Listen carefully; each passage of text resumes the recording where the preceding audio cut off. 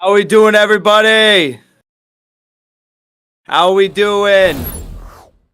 Thank you so much for tuning in. We got a special stream today with the one, the only Haas of the Infrared Show. Haas, how you doing? I'm good. I'm good. I just can't see you on my end at all. Why? I told you about it. Let me try this again.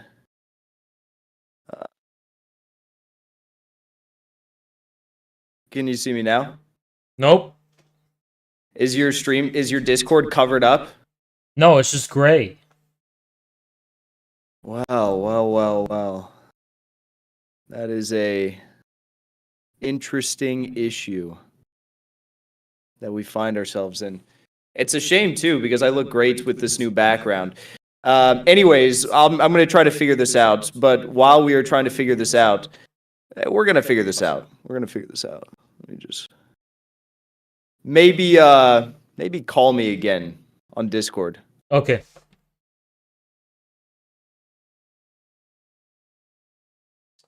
What's up, guys?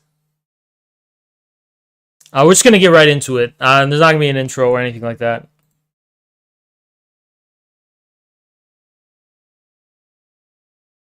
And we're here. All right, we're good. We're good. Okay. We're good. Where are you? There you are. Okay, we're good. All right, we're good now. We're good. Everything's good. I'm telling everyone to drop a like and subscribe, do all that stuff. Because it's important to do that.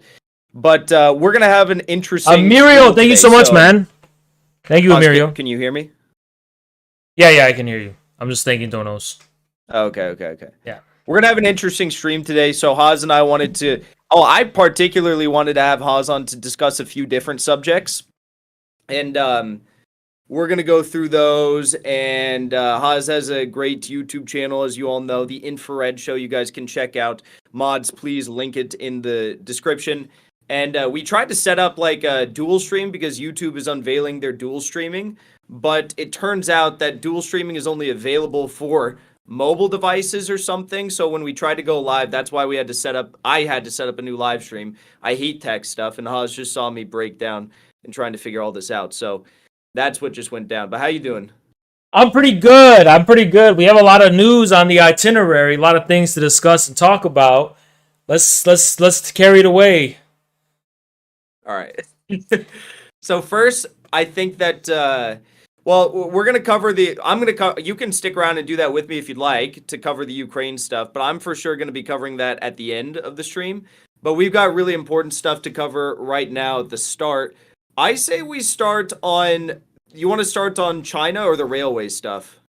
I think that right now, I think there's the railway stuff is more urgent at the moment, but it's probably also going to take longer to talk about. So, let's flip a coin. Either or really works. Okay. Let's do the China thing. Okay, sure. So, this is a good one to start on. So, I wanted to bring on Haas to talk about this issue relating to China that you've probably seen in the press lately, because it is a really big deal. Essentially, the U.S. intelligence apparatus is trying to start a color revolution in China. This is nothing new. You look at Xinjiang, the allegations of a Uyghur genocide, completely bullshit, completely made up. You look at the Taiwan situation, Hong Kong, Tibet, any number of the issues that you see in China are, in most part, I don't want to say completely made up, but they're, for the most part, almost entirely made up by U.S. intelligence in an effort to launch color revolutions. And before we get into this, and we're going to break it all down with Haas, I want to ask these questions for you before we get into it, because they are important. And we're going to be talking about the alleged COVID protests that are going on that are sweeping the nation. The questions that need to be asked right now surrounding China and these protests are: one, would America allow Russia and China to spend $5 billion supporting a coup and installing a pro-Chinese government in Mexico? Would they do that? Number two, would America allow Mexico to join in a military alliance with Russia, China, and Iran?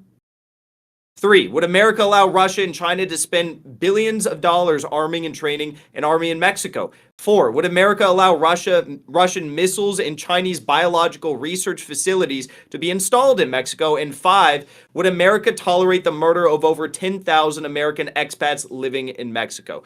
So, you can put that in context for the question of China that we're going to discuss. But Haas, I'm curious to hear your general thoughts on these protests, because there's two protests that are kind of unfolding. You have labor dispute protests at Foxconn, and you also have these very, very small COVID protests that are taking place in some regions of China right now. Yeah, I think the two are definitely related, but what a lot of people don't realize, first of all, about those labor-related protests in China is that oftentimes workers in China, this is hard for us to wrap our heads around, because the bedrock of China's economy is actually an industrial economy. That means they're producing real things. They're real jobs. They're basically, it's not the service sector. It's not based on luxury. It's not based on finance. So, people being able to be physically, placed in, close contact with each other and in mass numbers is very important and vital for China's economy. We're talking about assembly lines. We're talking about factories, things like that. And from the workers' perspective, when the workplaces do not follow proper COVID guidelines that will prevent an outbreak, that is actually the source of many of these protests that you're seeing. It's actually that the workplaces are not being careful enough in their COVID guidelines to make sure that these, factory floors with maybe 1,000 people or something are not going to, spread the virus like wildfire. And then recently, with Foxconn, you did see a labor-related dispute, and Foxconn is a private Taiwanese company, so in no way is that an indictment on the Chinese government. Now, as far as the discontent with the COVID policies and the stringent lockdowns on the local level, that's definitely a real thing in China. No one can really deny that. But the thing is that the incidents that you're seeing widely reported on Twitter, where like a handful of people in Shanghai are shouting for the overthrow of the Communist Party and the resignation of Xi, that does not reflect the sentiments of the Chinese people. This is also hard for us to wrap our heads around. But China is a full process democracy. And what that actually means is that although China does have problems, and although regularly citizens of China express discontent with the policies of both local and central government, the governments actually respond to their discontent. If I may read a quote by Xi to kind of sum up the philosophy of Chinese governance, that'd be all right? Yeah.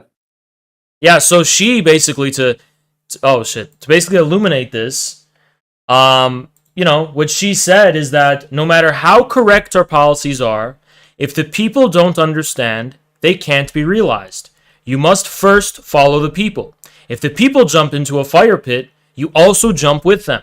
If you don't, the party-people relationship would be discontented. This is a fundamental tenet of Xi Jinping thought, which is drawing from the rich Chinese, Maoist and communist tradition. So in Canada, when the people express discontent with the COVID, the stringent COVID mandate policies and lockdowns, Justin Trudeau shuts people's bank accounts and, accuses people of terrorism. Well, in China, when people express discontent with COVID policies, you see local, provinces and city governments, like in Guangzhou, actually suspend all lockdowns, right? So you're seeing the Chinese government respond to this sentiment. Yeah, and I can actually show that right now. So this Twitter user I follow says, several local governments have already come out with a raft of changes. Chengdu cancels construction of quarantine facilities. Beijing stated temporary management can only last 24 hours. Guangzhou cancels the requirements for elderly and students' COVID tests. Then we saw this. China appears to be changing the tact with COVID policies and maybe steering away from COVID zero. That was yesterday. Then today we saw China's Guangzhou has announced lifting of all lockdowns. So that came out. Then you're seeing public, displays of the, how it's going to move forward in the future. They're saying stuff like everyone is primarily responsible for their own health, which is essentially signaling the end of COVID zero policies. But I don't think that we should let that distract from the fact that Western intelligence was trying to take advantage of these qualms that the people had with the zero COVID policies, because they were trying to do that. They were paying protesters about $200 USD to show up to these protesters per person. In many cases, the actual protesters weren't seeing all of that money because you had like middle management protester like groups that were siphoning off the money, siphoning off the cash that was supposed to end up in the hands of these people going to the protest, showing up with like, you know, a blank piece of paper. That was the show of sign for the U.S. intelligence community, if you will. And also we saw that on Telegram channels, there was huge efforts to mobilize masses of people, pay them to show up to these protests. And who are they working with? Radio Free Asia, funded by the intelligence community, New York Times, which is the intelligence community, Epoch Times, which is Falun Gong intelligence community, CNN, obviously that's the deep state, and the Associated Press, also obviously the deep state. So this is who they were coordinating with the entire time. As for the Foxconn protest, though, can you discuss that and what was going on there? Because that is a different subject slightly, and also where we see the primary videos of bigger protests coming out of China right now. Well, the Foxconn protests were actually related to the zero COVID policy and the lockdowns, but it was actually in the opposite direction than the fact that it was too strict outside. In those cases, there was a mismanagement of the COVID procedures on the factory floor. Additionally, there was a demand by the workers at Foxconn for higher pay and higher wages. And then there was various irresponsibilities with regard to the unpaid time off because of COVID and so on and so on. So this was a genuine labor dispute that you saw in China. And it's kind of not to segue too early, I'm just alluding to it. It's also an example of a labor dispute in which Foxconn, to the extent of my knowledge, was forced to actually concede to the workers' demands. That's in contrast to the present case where any kind of strike that supposedly threatens national security in the United States is taken to be an indictment on the workers, where the Congress has to pass laws to prevent workers from striking. So you're seeing a very striking contrast of governance systems. Yeah, my understanding of the Foxconn situation was there was a spike in COVID at one of the major Foxconn facilities. And due to that, and due to Foxconn's reluctance to apply proper zero COVID lockdown policies, which the people actually still supported in large part in this region of China, these workers began to leave and they didn't want to show up to work. That created a shortage of workers. Foxconn then provided the claim that they would, give workers who came in for temporary amounts of times during this worker shortage an increased sum of pay. When those workers came to work, Foxconn did not make good on their deal to give them that 15,000 RMB. They only gave them 10,000 RMB, which caused a lot of workers to get riled up, as you can imagine, and hence the protest that unfolded. So it was related to zero COVID policies, but it was literally because Foxconn wasn't following the zero COVID policies, which sounds crazy as an American thinking about that. But again, when we address this issue, we have to circle back to the initial discussion, the initial questions that we put forward at the start of this story. China sees COVID very differently than the United States sees COVID because of the unique threat it poses to their country with, these, we can't get into too many details here, but China has been very, very Early worried streams. about the biological Glad to be here after work. lab facilities that the U.S. has tonight? been working in alongside. Thank you so much, Exo. Yes, we are. Love your stream sauce. What's your Thank you so opinion much, on Salt. Oliver Cromwell? Yes, we are. And, Based or not? Yeah, and I also, Haz, I want to show this as well. So this was something really interesting that was caught on Tucker Carlson. How fake news is made. Andy Borham, who's a great follow on Twitter, posted this. A new Twitter account with no credibility whatsoever posted a random video of tanks in Shushan, I believe is how you pronounce it. Shushu, I don't know. Nothing happening there. It's the base of the 12th Group Army of the PLA, as you can see here. It's just it would be like the equivalent of seeing military personnel in Orange County, California, right next to Camp Pendleton, which is one of the largest Marine Corps bases in the United States. And then Tucker Carlson put it on his program and was insinuating that there's some sort of a Chinese PLA military effort to suppress protesters or something like that. Just goes to show that despite the best efforts of people like Tucker in the media to get the story right, They don't, and they're conduits in many cases, most cases, for the intelligence community. Well, I mean, the reason for that is because the China angle is still missing among the so-called dissident right in the United States. There's a lack of awareness that the thing that unites the entirety of the United States working class, left or right, liberal or conservative, supposedly, neoconservative versus the CIA progressives, it's all about China. How do we best tackle the so-called China issue? The entirety of our ruling class is united behind that issue, and that is the single thing that is the primary objective of the American deep state and the globalist ruling class as a whole. Although they like China and doing business with China in that sense, they don't like how China is ruled by a communist party that exerts the sovereignty of the Chinese people above all else, effectively instituting a China first policy rather than a globalism first policy. And there's a lot of examples we could go on to expose, the various ways in which the lies about China have, run around what's the saying? A lie runs around the earth like 1,000 times before the truth makes it around once, something like that. Truth's always the first casualty in war. Like there's that video of an apartment building burning down in China, and everyone was saying zero COVID policies were responsible for this because emergency services couldn't get to the building fast enough, and it became a huge story in the Western press. But then the people of China actually shared videos from the scene that night, and it showed that there was like parked cars in the middle of the street that actually prevented emergency services from getting to the building that was burning up. So there's just so many lies surrounding China. It's really hard to parse through all of them. It's like at the start of the Ukraine war, where every other minute there was like a lie with 30,000, 40,000, 50,000 likes on Twitter just going completely viral, Yeah.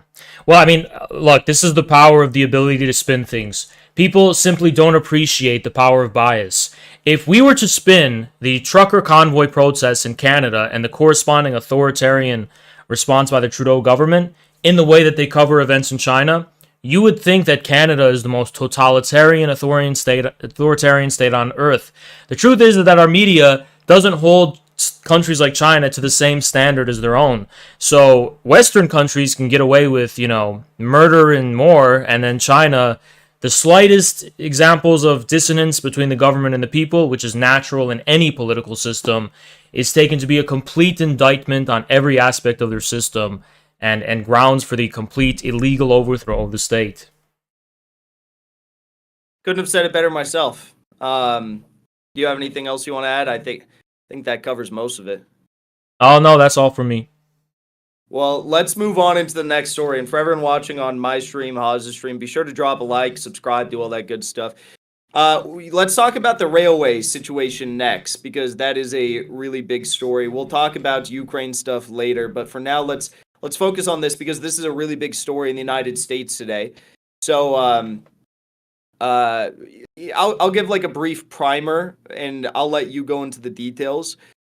So today, the Biden regime and Congress voted to block railway workers from striking. They are attempting to deal the biggest blow to the labor movement in nearly 40 years. They're attempting to take away the power. They are effectively taking away the power for these people to strike, and attempting to take away the power of, union labor. And this is really, really important for our country and for the world, effectively, because heading into the holiday season, if these railway workers decide that they're going to strike anyways, like what do you call that? Bobcat strike or whatever. Wildcat strike? Yeah, if they do this anyways, this is going to result in the complete collapse of supply chain in the United States, which will have global ramifications already, which are not in a healthy state of affairs with regard to the already persistent supply chain crisis, the energy crisis, the diesel crisis, most notably in the United States right now. But Haz, you actually brought this to my attention over the past several days. You want to break it down a little bit further? Yeah, I mean, this railway strike, a lot of people think it's just about the railway workers, but we're actually talking about the overall relationship. It's a time and tested thing for hundreds of years. The relationship more broadly between labor and capital. Now, if you look at the demands of these railway workers, they're actually extremely modest. They're not greedy. They just want more days for unpaid sick leave. That means if they have to visit the doctor or if they have to take care of sick loved ones, they need paid leave, for sick days. That's all they need, right? And that was the whole thrust of their original strike.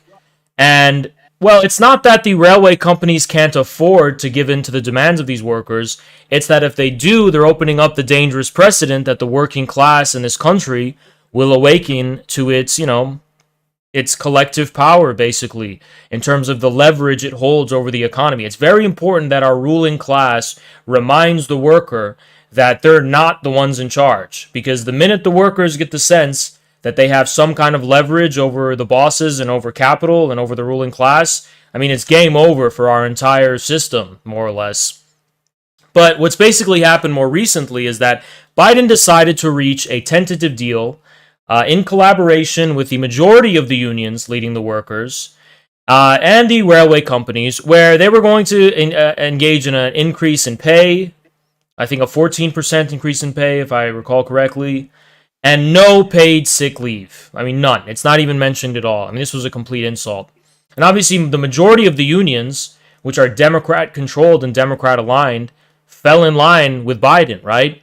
But the rank-and-file workers on the ground were not happy about it. So 2 of the unions are actually threatening to defy the deal alongside the rest of the workers. And that's why we're facing this imminent crisis of a potential strike. Now, here's the funny thing. Understanding the immense power and importance of labor in our country and how much we take it for granted and how we're facing the holiday strike, our ruling class and our politicians kind of faced a choice. Do we give in to the very reasonable demands of the workers and pressure the railway companies, even force them, potentially through legislation, to accept the terms and conditions of the workers' demands? Or do we pass unprecedented violations of collective bargaining rights on part of the entire working class, not just the railway workers, through Congress, even though, I have to remind audiences, these are private railway companies. So effectively, these private companies are using our government to make it illegal for workers to exercise their basic civil liberties that they've had in place, for at least 100 years now. This is an unprecedented rollback for the rights of labor, and not to be hyperbolic, but I think we've earned the right to be, considering how hyperbolic everyone was under the Trump administration, which lasted 4 years. Trump was a fascist. Trump was Hitler. Well, I have to remind people that one of the telltale signs of fascism and one of the telltale signs of a Hitler coming is using government power to clamp down on the rights of workers on behalf of the private sector. When government the dispute, the class war between the workers and the private capitalists, that's supposed to happen in civil society. And our government is supposed to pretend that they're neutral. But our government is doing something unprecedented. They're engaging in the authoritarian crushing with an iron fist of the workers' rights to even go on strike on behalf of a private capitalist company. Yeah, and when we were talking about, you bring up a good point, first of all, about how this really wouldn't cost them a lot of money. Guaranteeing 7 paid sick days to rail workers would cost the rail industry less than 2% of its profits annually, okay? So they can do this. They can totally do this. And they can do more than this if, the workers were bold. But when we were talking about this before we went live earlier, I brought up the fact that, of course, there's been instances in which the federal government has, on hundreds of instances, used powers like the Emergency Act to nationalize companies and stuff like this. In fact, on one such instance, in 1917, President Woodrow Wilson signed an executive order taking control of all railroads except for local and city lines under the Thank you so much, Exo-President. by the Army Appropriations Act of 1916. Okay, so at the end of the day, this has happened before, but it happened in the middle of World War I.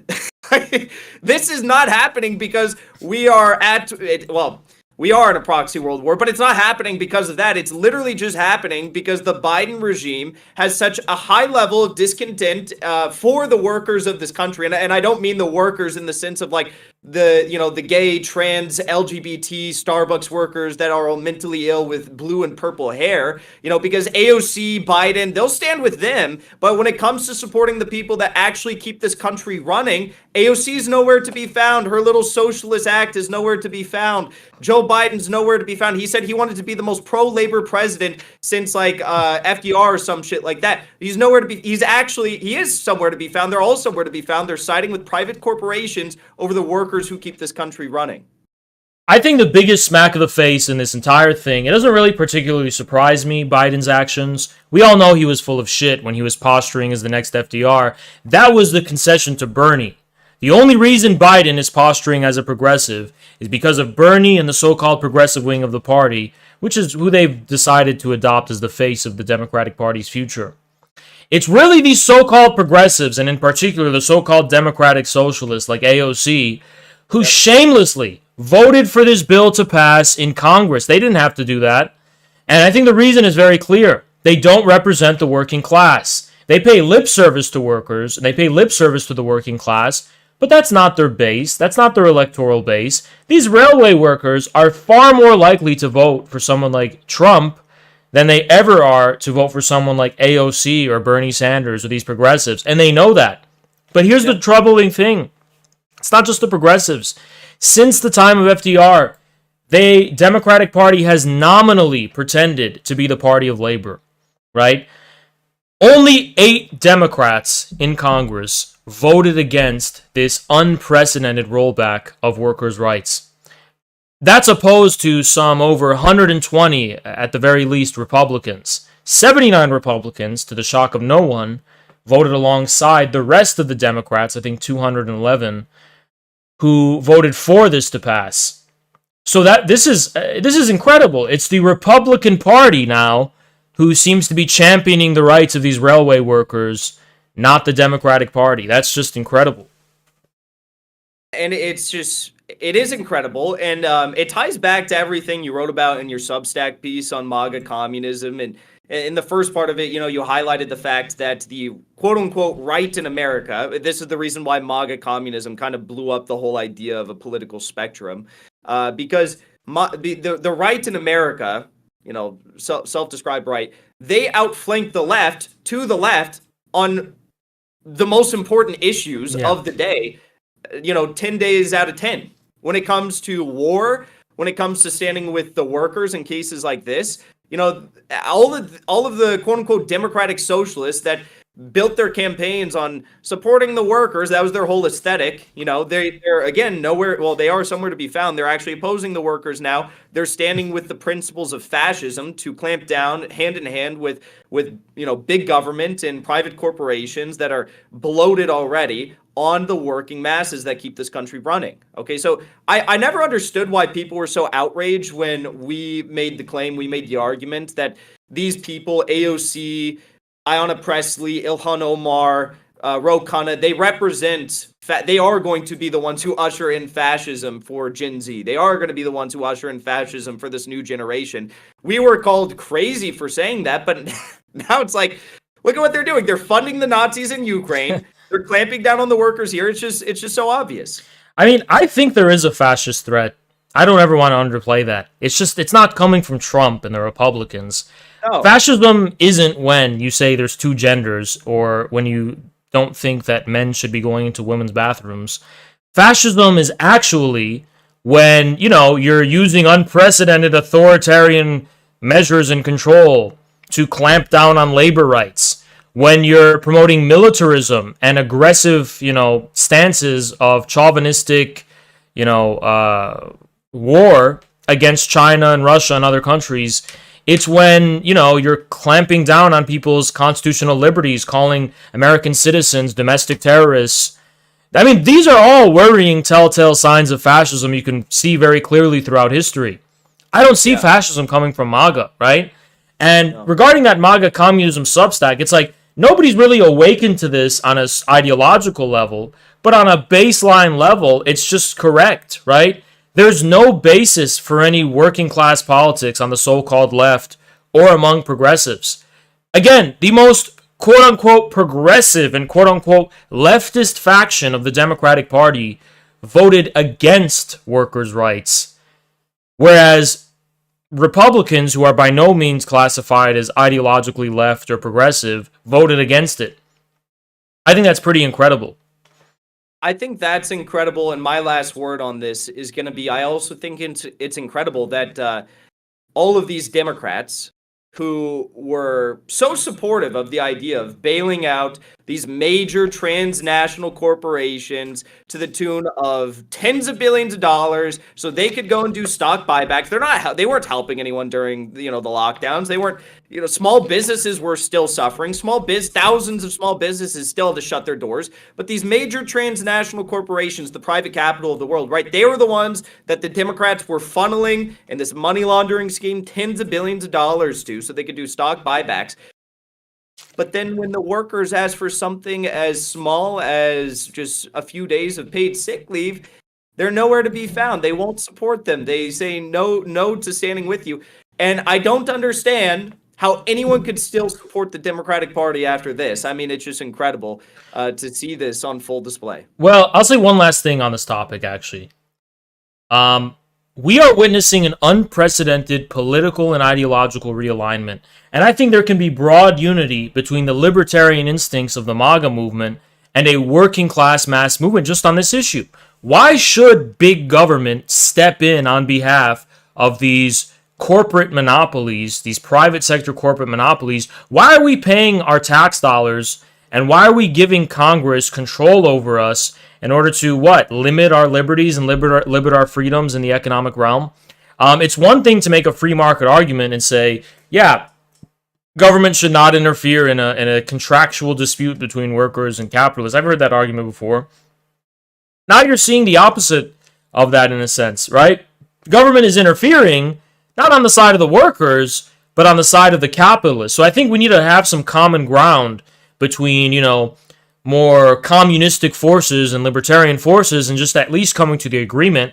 Our government is rotten. Our government is in the bed of these monopolies and this ruling class, and they're not in favor of any of us, right? We can't really trust our government to serve us if it's going to step in and just clamp down on our rights. I mean, FDR, and in some sense, clamped down on the rights of, muggles and monopolists and Wall Street and capitalists in the name of the common good of the people, right?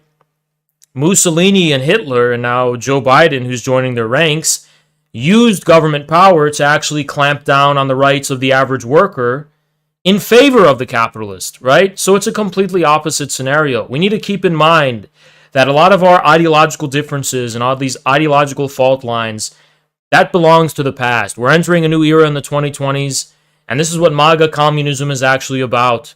We need to rethink everything. And if you're really serious about the MAGA movement, for all you MAGA people out there, diehard MAGA people who are, I don't know if you talked about this yet, aware of this DeSantis deception going on to co-opt the conservative movement, why shouldn't Trump or the MAGA movement champion the cause of these railway workers? Everyone has abandoned them. The Democrats have, Biden has, Republicans have. I don't mean to interrupt, but they are. Marjorie Taylor Greene is like the only person I see who's like actively tweeting out in support of them. That's incredible. Yeah, I think they need to double down on that. And I think the more they do things like that, the more they make MAGA about the workers, the more you could see something really interesting happening. Because if workers have this much leverage that they can shut down the entire economy, we don't need the billions of dollars of the special interests. We don't need Sheldon Adelson's money. We don't need the money of these lobbyists and these swamp monsters in order to get anywhere. All we need is the power of a united working class, and we can move mountains in this country. I fully agree. Let's move on to the next story, though. So do you want to talk about DeSantis or the Yay Fuentes next? We could transition into DeSantis in the meantime, and then we can save that juicy stuff for okay. Afterwards. And as far as the Yay Fuentes thing goes, I'm not going to be playing clips from it, but you're obviously, if you want to react to that later, but I still think we should talk about it. I'm going to play one clip from it because I liked one clip from it a lot. But I think everyone knows what was said. But anyways, in the meantime, let's talk about this DeSantis deception, okay? Mm-hmm.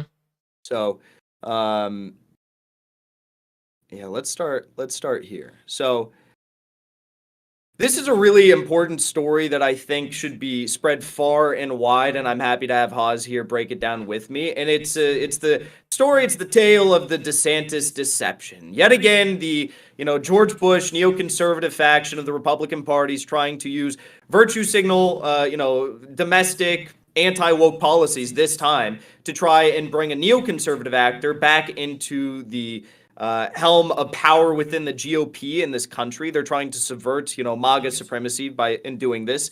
And we're going to talk about this and talk about DeSantis in further detail. But the first thing I want to share with you is from Robert Barnes, who you all know is someone who's represented. We've had him on the show. He's a great attorney. He's represented Kyle Rittenhouse, I believe, Alex Jones, Ralph Nader, Robert F. Kennedy Jr. I believe he helped Trump on some certain cases, like helped him, tried to help them on Assange and stuff like that. So he's someone who definitely considers himself within the ranks of the MAGA movement, but he's also just an incredible voice on the quote-unquote right in America, or we call it the truth here. But he said, when in Congress, DeSantis followed neocons on foreign policy, globalists on trade, and Paul Ryan on budget policy. He even backed eliminating Social Security and Medicare for those under 70. He'd get killed in a general election in 2024. Trump is the only Republican who can win this. So Haas, I'm going to shoot it over to you. What are your thoughts on the DeSantis deception?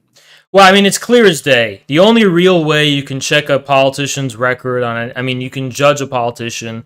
It's not really by what they say. It's their record. How have they acted in the past when they did have any semblance of power? It's very clear when you look at DeSantis' record. He's your typical swamp monster. He's with them. He's always been with them. And he's never deviated from that on any level, except, mysteriously, his defiance of the extremely abnormally harsh lockdown policies during COVID. Now, was this intentional to win the trust of the American people in order that they would trust him to be some kind of populist champion against the status quo? Who knows, right? But if you ask me, I think the ruling class would rather experiment with, letting the lockdowns kind of be defied rather than allow their pro-war agenda to be defied or their broader foreign policy global ambitions to be defied. Now, the importance of foreign policy in judging the authenticity of a candidate has to do with the following fact. The power of our ruling class is based on the global control they exert through the American unipolar system. Without that system, we don't have a ruling class and we don't have an establishment. So you have to really judge what a relationship politicians bear in relation to that system in order to see whether they mean what they say when they're talking about how they're going to champion the cause of the American people in any kind of way. Now, I'll basically give a rundown of the DeSantis deception.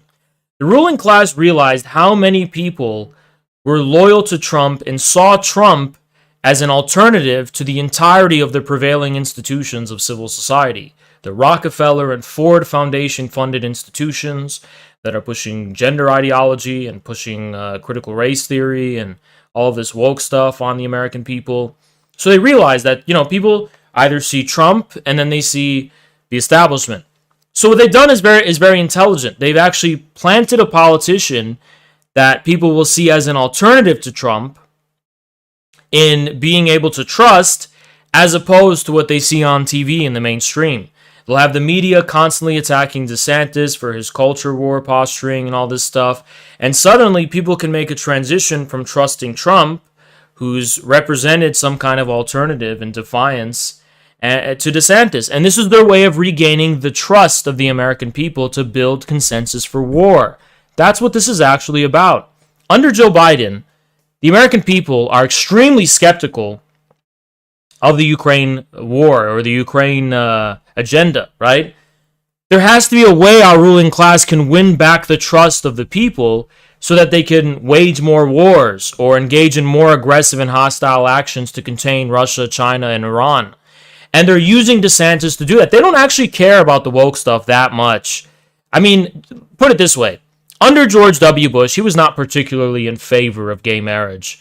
And although gay marriage was part of the agenda of the ruling class, they're willing to put that on the back burner and kind of, save that for later as long as they can build consensus for war. That's what they actually care about. They're more interested in the American people agreeing and having consent for war against China, Russia, and other countries, and Iran, than, this stuff about transgender bathrooms and all this LGBT stuff.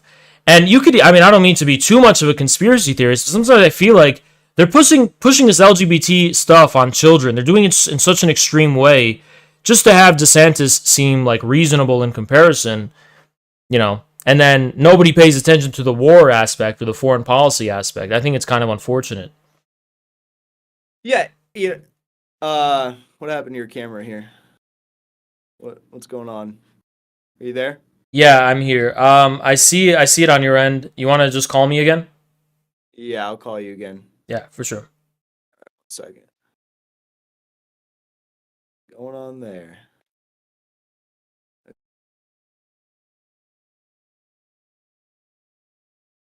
Okay, we're back. Yep.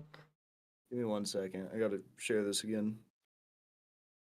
We'll fix that in post. Anyways, so yes, I fully agree with everything you said regarding DeSantis, and I think the most important litmus test that we could look to is who controls you? Who controls you? I mean, at some degree, some level, some threshold, everyone is controlled, right? I think there's a few notable exceptions. To a very large extent, I think Trump represented one of those exceptions, despite the fact that he had poor decision-making in many cases that and kind of void. But when it comes to DeSantis, I mean, he's a full-blown Zionist. If you look at his, and I don't want to, bore you all with his congressional record, but it is there. You can look at it. You can look on Ballotpedia. You can find it online and see that when it comes to China, when it comes to Russia, when it comes to Ukraine, when it comes to Taiwan, Iran, Syria, Venezuela, Nicaragua, any of the countries that are the official baddies of the CIA and the intelligence community, he was gung-ho in supporting all of the efforts of destabilization, sanctions, regime change attempts, so on and so forth.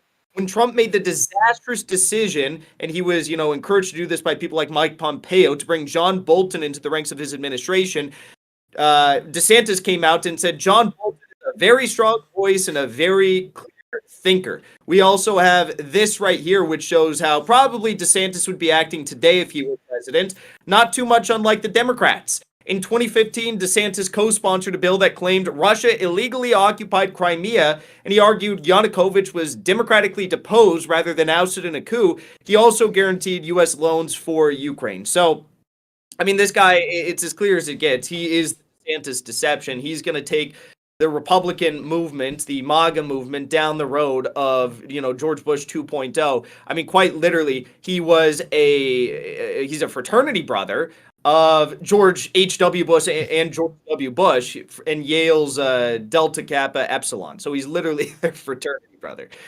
Yeah, it's crazy. Yeah, all that dark money, it's all shifting to DeSantis. The big money's going to DeSantis. The special interests, they're all waging and betting on DeSantis. I mean, you've even got all of these rhinos getting behind DeSantis now. I mean, there's no reason for all of this, right? I think the media has preemptively already decided. They've gotten really arrogant with it even that, yeah, Trump's gone now. It's DeSantis who's going to be facing Biden in 2024. Hopefully they're wrong about that, and this is just them overplaying their hands, as they did in 2016 when they thought Hillary Clinton, of all people, would beat Trump. But DeSantis is their guy. Yeah, and the last thing I want to say about DeSantis is he had a series of very popular viral campaign ads in his 2022 campaign, successful bid for governor by a long shot, by the way. But he had these successful campaign ads, and they were based around the theme of Top Gun. Okay, so he's like acting like a U.S. Air Force fighter. He's in the USAF, in like clothing and military garb, and he's getting in the fighter jet, stuff like this. And when people saw this ad going viral, a lot of people were like, "Oh, I didn't know he was U.S. Air Force." Well, it turns out he wasn't U.S. Air Force. So the question then becomes, why is Ron DeSantis acting like he's LARPing like U.S. Air Force at a time when Top Gun is popular, and he's not giving, he's not shedding light, so to speak, on his actual military background? The answer becomes quite clear when you learn about his military background. He did service in Fallujah, which is obviously seen as deeply unpopular by many Americans, a deeply unpopular foreign policy decision by many Americans nowadays. But also, he had a unique role in which he served at Guantanamo Bay. There's actually recordings.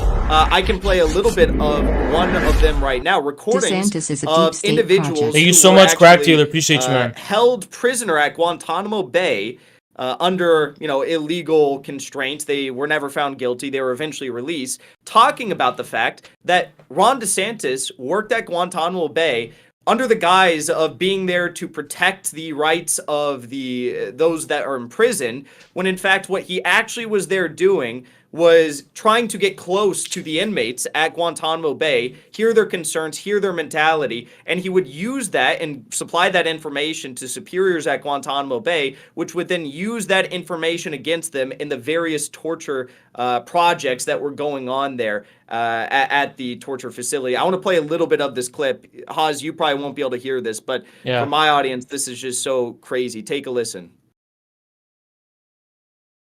And it's in fast. I think I'll show you guys too what he's talking about.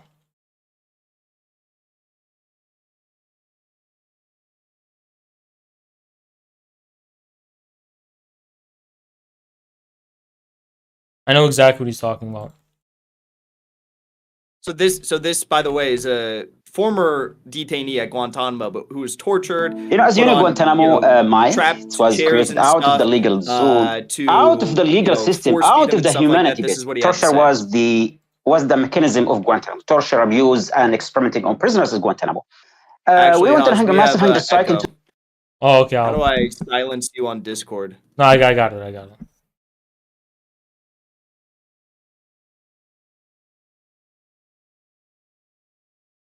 2005, and was like over 500 prisoners participated in the hunger strike. Damn.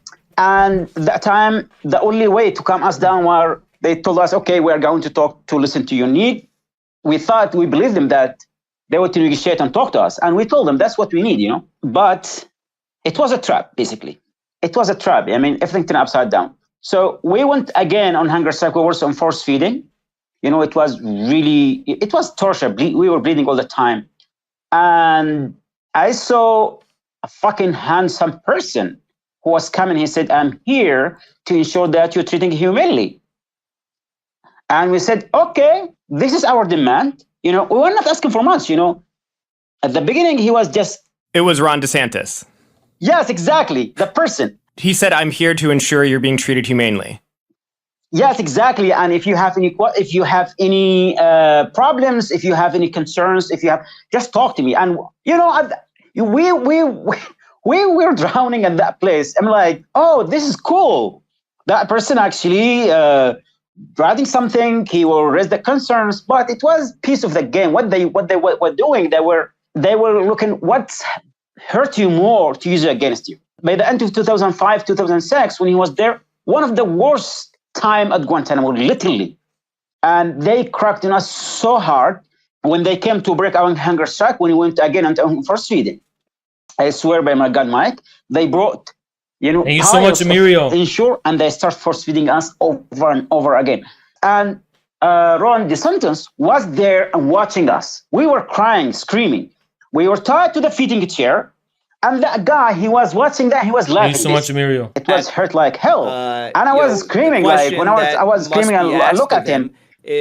What was it like? We got to get this prisoner's name, but the question we should all be asking DeSantis is, when he's out campaigning, is what was it like when Guantanamo Bay prisoner, who was eventually freed, whatever his name is, was tortured in front of your face and then threw up in your face when you got close and you were laughing at him? What was that like? That's the question you should ask Ron DeSantis when you see him in person. Or ask him about, the atrocities of the, Israeli Zios that he supports vociferously. Or ask him about, his support for the Ukrainian Nazis. You have your pickings. But this is the type of guy Ron DeSantis is. And do not fall for the deception of him. because he is the largest threat that America currently faces because he is, populist, if you will, when it comes to these domestic issues, these woke issues, gender issues, COVID-based issues. He's going to ride his coattails on those issues without ever attempting to address his neoconservative foreign policy. Yeah, I mean, we're dealing with a very sick person, and it's not uncommon for members of the ruling class in general to be very sick, depraved people. I think it's an indictment on his character, but even more so, it just reveals how much he's in bed with the people he purports to be fighting against. I mean, he talks about the media, he talks about these people are all in the same boat with each other, you know? Yeah, 100%. So, on that note, it's just, the last thing I'll say about it, I'm not going to put this in the video, but don't you think it's just so crazy, like how far we've come from great leaders like George Washington, and now we're at a point where it's like we have the guy who got thrown up on in his face while at Guantanamo Bay laughing at a tortured detainee from halfway around the world in a place we never should have been. And he's like the guy that's going to become president. How is that? We went from George Washington to this. It's just crazy. Well, our government has been hijacked is really the only logical explanation. Yeah. Yeah. Well, anyways, let's move on to the next story. So, obviously, the big news of the day is this whole situation with Nick Fuentes and Kanye West on the InfoWars stream. So let's talk about that. So, again, Haas, if you guys want to react to that later, by all means. We're just going to talk about it right now. But I do want to play one clip at the start of this, so I'll do that. But, yeah. So the big news of the day is the conversation that Nick Fuentes and Alex Jones and Kanye West, now, formerly Kanye West, now Ye, had, in which they discussed Hitler and the Nazis. That was that kind of proved to be the main point in the conversation today, which was interesting to say the least. And we have some thoughts about it, Haas and I do, as communists, as MAGA communists.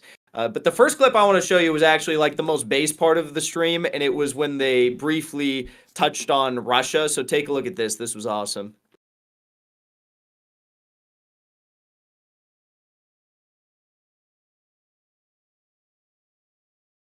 I'll actually show that. I'll show this to you guys too.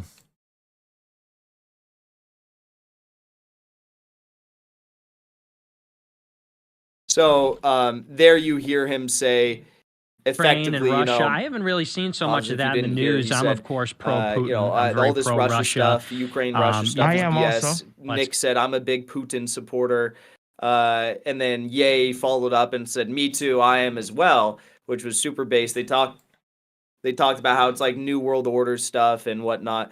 And Nick's actually been quite stellar in his coverage on Russia and Ukraine and exposing the NATO EU scams, the energy crisis.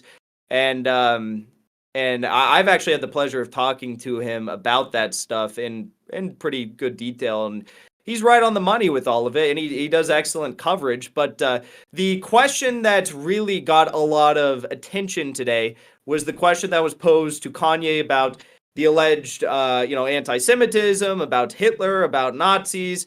And, my understanding, and I want you to expound upon this, but my understanding was Ye was attempting to take the path of, that he's taken on many such occasions and saying, I'm a Christian. As a Christian, I'm supposed to love everyone. That's kind of his mentality.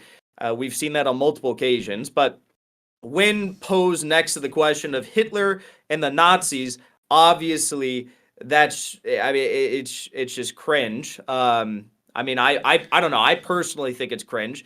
And it became like a really big thing. And I also feel like it was just him being a bit of a contrarian. If you know anything about Nazism is the foundation of globalism, which is something that I and the American public, I think, all don't love. But I don't know. I'd love to hear your opinions on this. Yeah, I think it fits, Kanye's pattern. He's really not a politician. Yeah, I don't think it's that surprising coming from Kanye. I think if anything, it reveals just the long-known fact he's not a politician. He's an artist. And as an artist, the things he says do not really reflect anything that would be befitting of a public, political leader. I think he's saying this stuff precisely to be provocative because when you think about it, it is the most taboo thing you could say, that being pro-Hitler or being pro-Nazis. And that isn't necessarily because of anything about Nazis and Hitler, because Nazis and Hitler, their legacy is in Ukraine, and we support Ukraine. We support the Ukrainian neo-Nazis. We support the Azov Battalion. So we're not really that upset about the actual legacy of Nazism. What our societies are rather more interested in doing is dismissing and labeling every form of dissent against our so-called liberal democracy as a form of fascism and as a form of Nazism. Both you and I have been called Nazis. Both you and I have been called fascists. And shockingly, you wouldn't believe it, but both you and I have actually been compared to Hitler, okay? And obviously, that happened to him, and his way of processing all of that was just to outright say, I'm not against Hitler, and I'm not against Nazis. I don't think that reflects any kind of real education into the matter or study of the crimes and horrors of Nazism and Hitler. I think he's just responding to the way in which every dissident is called a Nazi and called Hitler, and I think he just doesn't want to be apologetic about anything, given his personality. With that being said, it is obviously a comment made from a position of ignorance, I would have to say. Because although liberals abuse the word Nazism and Hitler and call everyone Nazis and call everyone Hitler, it's not just some artistic statement. The Nazis killed not just, the millions of Jews, but, we're looking at how many tens of millions of Russians and Slavs. Yeah. We are talking about the criminal foundations of the globalist order itself. That can't be understated. So I think we need to appreciate that you can understand the criminal nature of Nazism outside the liberal political correct perspective. And I think that's the perspective Kanye is missing. Yeah, I agree. Obviously, I agree with all of that. The most interesting part of this is the way in which a lot of liberals and globalists have responded to it with the level of outrage we've seen.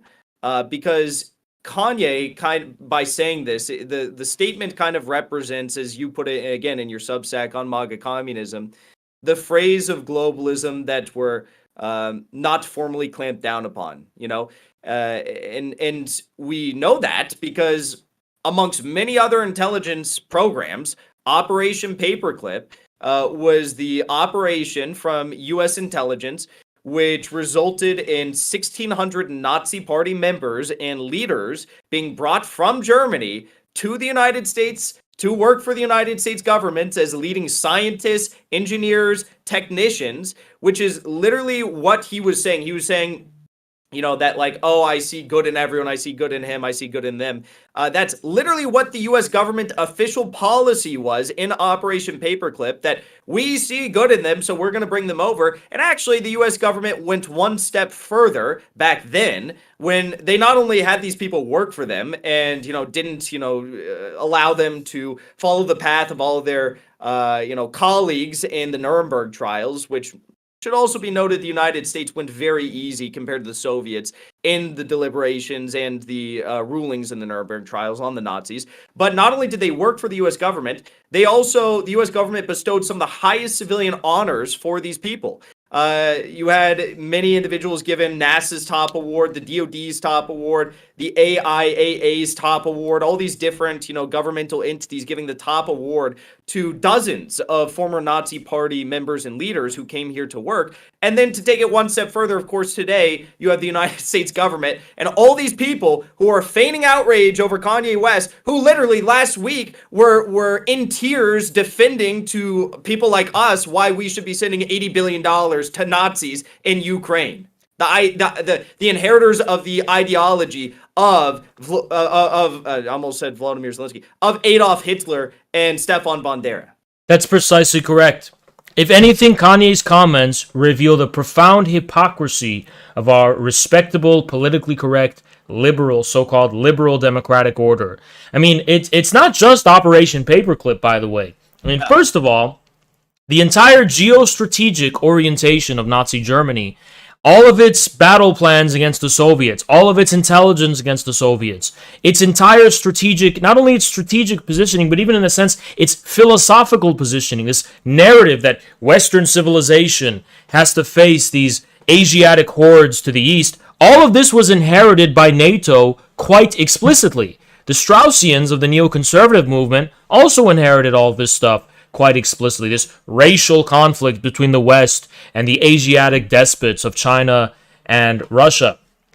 So Nazism is and then additionally, one last thing is that you can't also underplay how the CIA deployed ex-Nazis and mercenaries from the SS and the German army and among other fascists. I mean, fascist death squads in Latin America. A close collaboration between these people in their anti-communist crusade during the Cold War as well. This is the dirty secret of the globalist order we now live in. The Soviet Union collapsed in 91, and our new world order was built on the foundation of Nazism. And it's our dirty secret that we just repress, right? And all Kanye was basically doing is kind of revealing that dirty secret, and that's why people find it so embarrassing. If we seriously had to sit here and confront the legacy of Hitler, the legacy of the Nazis, we could not, posture as morally superior or better than they are. The crimes of Nazism, we've inherited those. We just invade countries like Iraq. I mean, he said, he was pressed on the matter when he was talking, and he said, I mean, you could list a litany of countries, but, Kanye brought up the example of Obama killing countless Palestinians via Israel. Yeah. Yeah, I mean, there you go. I mean, the Nazi policy of arbitrarily invading countries because might is right, that's what we did in 2004 against Iraq. That's what we did in Libya against Gaddafi. That's what we tried to do against Assad, and it's what we're now trying to do against Putin and Xi and these other, and Iran, right? How is our treatment of Iran or North Korea anything short of this kind of chauvinistic, fascist strong-arming based on might is right rather than respect for the sovereignty and self-determination of nations? So, and like you said earlier, all these institutions, which are the conduits of Western power today, literally were founded or led by Nazis. NATO was founded by a Nazi. Mm-hmm. The head of NATO that they're thinking about putting up in the next after Jens Stoltenberg, the next Secretary General, her grandfather was a German Nazi. So It's like she's a Canadian. So it just continues, and it's so true. And that's why, regardless of the cringe aspect of this being said and the optics of it, whatever, it should not go without without noting the extreme level of hypocrisy from the globalist liberal establishment, and how they're just feigning outrage over this. But in the same exact week, they're doing all this stuff, and these are the institutions that they run. They are the inheritors of Nazi strategies against these Eastern Bloc hordes, whatever. And you brought up also how it wasn't just like, oh, we're going to take the remnants of Nazis and Nazism and bring it to the United States to serve our needs. You're right. They literally had, during the Cold War, I mean, they use in one of the most notable cases for years, they provided protection for the CIA. There's leaked documents of this all over the place, and Oliver Stone did a movie which in part covered this. They provided protection for Stefan Bandera in Ukraine, which was then liberated by the Soviets, to launch bloody campaigns against the Soviet liberators in the Cold War and after World War II. And they made this happen because they wanted to take the Soviets down. They saw them as not allies, but red fascists. Precisely. And that's really what's going to define my response to this whole thing. I am not particularly, I emphasize the word particularly, interested in condemning Kanye. Now, do I condemn him? Well, yeah, but in the same way that I condemn the support for Ukrainian Nazis, in the same way that I condemn the complicity of our current status quo and our current establishment with Nazism and the legacy of Nazism as a whole. Now, until we as a society, decide to talk about that and confront that, anyone who's complaining about Kanye, I mean, you don't have a right to complain about what Kanye said when we are basically living in a globalist order that is built atop the foundation of Nazism. And I cannot stand the hypocrisy of the media and the pearl-clutching, concerned liberals who think that what Kanye said was somehow unprecedented. I don't think what Kanye said was unprecedented. I think what is unprecedented is the normalization of supporting Nazism around the world. I think what is unprecedented is how the United States at the UN was among one of the only countries to refuse to condemn Nazism in all of its forms. All of these media out in Ukraine. Yeah, United States and Ukraine. All of these journalists and news outlets and, blue check concerned citizens who are, pearl clutching over Kanye, they didn't say anything about any of this. And I don't see the next Hitler coming from Kanye, right? I don't see the danger of fascism coming from that kind of person. Where I do see it coming from is a unprecedented authoritarian fascist regime like the one we have now, which is strong-arming the labor movement, clamping down on collective bargaining rights, and in addition, normalizing things like what Justin Trudeau did in Canada against the truckers, and then trying to normalize a policy of, this is insanity. Not only war, but nuclear Armageddon and Holocaust in the case of the situation in Ukraine with Russia. How many times do we see journalists say things like, yeah, we need to start a nuclear war with Russia and have a nuclear Holocaust? Adam Something, after all, said not everyone would die, so how bad could it be, That's really worrying if you ask me. If you want to talk about where's Hitler, I think he's there. I don't really think he's in Kanye West. No, I said this on my stream yesterday. I'll say it again now, and I'll say it to the end of time. The media wants you to be more outraged over Amber Heard and over Ye West than they want you to be outraged over, for example, the Latvian diplomat that was in Bucharest last week at the NATO summit and said that Ukraine should strike into deep Russia, which would effectively cause World War III. So, it's just crazy. They want you to be more outraged over a man's, comments that, sure, maybe cringe, whatever, and yeah, but like those are comments. What about the Nazis in Ukraine or anywhere for that matter? The fascists we support anywhere who are literally slaughtering thousands, tens of thousands of people. Let's ask the families of the slain Donbass children whether they're more outraged at the U.S. proxies in Ukraine, the Azovite proxies and right sector proxies in Ukraine that are Nazis, or whether they're more outraged over Kanye West's comments today. I think we know what the answer would be. Yeah, I entirely agree. And, here's the thing. Kanye said things that exude a profound ignorance of history, right? But on a normative level, did he call for Nazi-like violence? Did he call for Nazi-like authoritarian measures? Did he call for anything like the reintroduction of Nazism in the 21st century? He didn't. But regularly, the blue-check journalist class, in addition to the institutions that prevail over our so-called civil society, are regularly pushing agendas, regularly drafting proposals, and regularly trying to normalize a real slippery slope into fascism. Yeah. At this point, the blue checks, and you can't really say blue checks anymore because Twitter's changed, but, we'll colloquially say the blue checks on Twitter, the establishment, they would rather see Kanye West in jail right now than John Bolton or Mike Pompeo in jail. Precisely. Like, they would rather see Ye West in jail than George Bush in jail or Barack Obama in jail. Like, that's how absurd and, it's just like lunacy. It's a clown world we're living in, like, where they're more outraged over this guy's comments than the real world actions of, mass murderers on full display.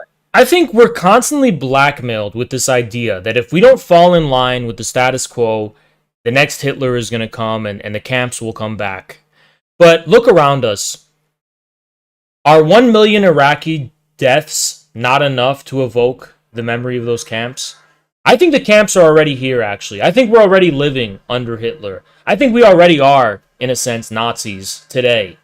And that's what we're dealing with. We're dealing with people dying regularly from drone strikes. We're dealing with things like Guantanamo Bay still not being closed. We're dealing with the unprecedented kind of massacre and slaughtering of innocent civilians. We're dealing with the stripping of people of their, their civil liberties.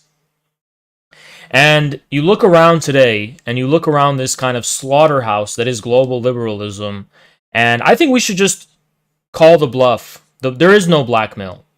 Hitler lives today. He's not some boogeyman who's going to come and be resurrected and we have to be scared of it. No, he's already here.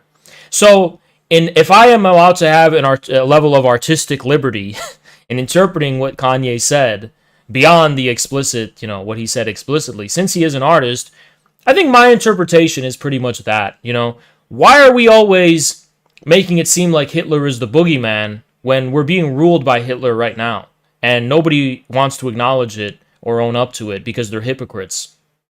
I would not say that's a stretch or anything like that. I mean, George Soros literally rounded up Jews with his uncle or his godfather in World War II, and Klaus Schwab's father made flamethrowers for the Nazi German party. So yeah, it's really not a stretch to say that we're ruled by Nazis and ex-Nazis. Again, former the next head of NATO could potentially be the granddaughter of a Nazi who is currently drafting Nazi policies each and every day in Trudeauistan in Canada. It's a crazy world we're living in, and yeah, I think that. It's worth talking about and kind of breaking this down, because obviously everything we saw on social media today was pretty one-sided regarding that conversation. Yeah, I agree. I agree entirely. Again, just want to emphasize, I obviously, and you obviously, as you've said, disagree with what Kanye said. We don't think Hitler was good. And we don't think the Nazis need to stop being dissed and so on. We don't want to underplay the crimes of Nazism. But I think we should also properly frame the way in which Nazism is used as a part of the status quo liberal ideology as an excuse to sanction an establishment that is built atop the crimes of Nazism itself. So we should be mindful of that dynamic as well. I don't think that there are any communists, that possess as much of a reach as we do today that are more anti-Nazi than we are. It's I agree, precisely. Yeah. Even if you take into account the people that claim to be communists or socialists, okay, but you guys literally support the Nazi U.S. Foreign policy imperialism. You support the Nazis in Ukraine. It's like, okay, so you call yourself anti-fascist, but what do you support? You support the Nazi ideology and the inheritors of it today. So, yeah, I think that personally, to me, fascism is more like when you're genociding populations because of their ethnicity, or you're invading countries purely on the basis of some kind of might is right basis. Or, you're basically engaged in a process of trying to classify human beings on a hierarchy of master race and subhumans, more civilized people versus uncivilized savages who don't have LGBT rights.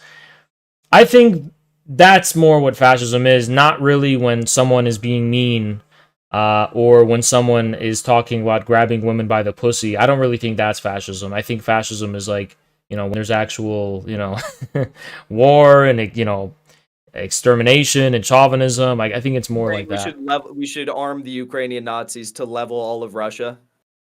I mean, yeah, maybe that's more kind of Nazi. I mean, but at least they'll be doing it with pride flags, so I guess it's not Nazi, right? Well, all right. Let's move into the next story. What do we want to talk about next? What do we want to talk about next? I think that was most of the big stories we had.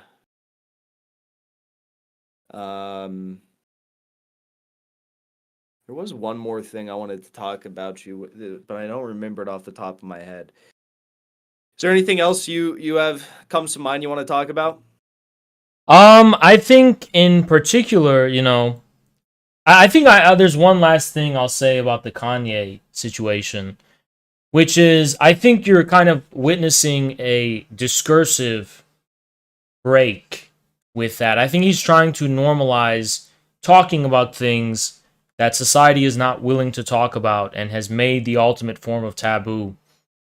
And in that regard, I think there is no way to respond to that just through cancellation or ostracization. The more you do that, the more you're going to give more credence to it, right? The more you're going to, he's doing it because it's ostracized and he already has nothing to lose. So I think we need to seriously sit and examine, honestly, the legacy of post-war liberalism and its relationship to Nazism. And also when people bring up arguments such as Kanye's or, his friend, his other friend, Nick, on places like InfoWars and so on, I think there should be the freedom to be able to respond to this, in an open and free manner. The more we treat this as some kind of impossible taboo, which simply, is beyond words, the more that is the origin of political correctness and cancel culture. We somehow decided that there's certain things which, should be grounds for immediate cancellation. And I think that it's taken to the extremes it has, and you've had Zionists like Barry Weiss complain about it because it was also starting to apply to Zionism as well. You know very well the discourse around Israeli settler colonialism being a form of white supremacy. So that was where Barry Weiss drew the line that it's gone too far.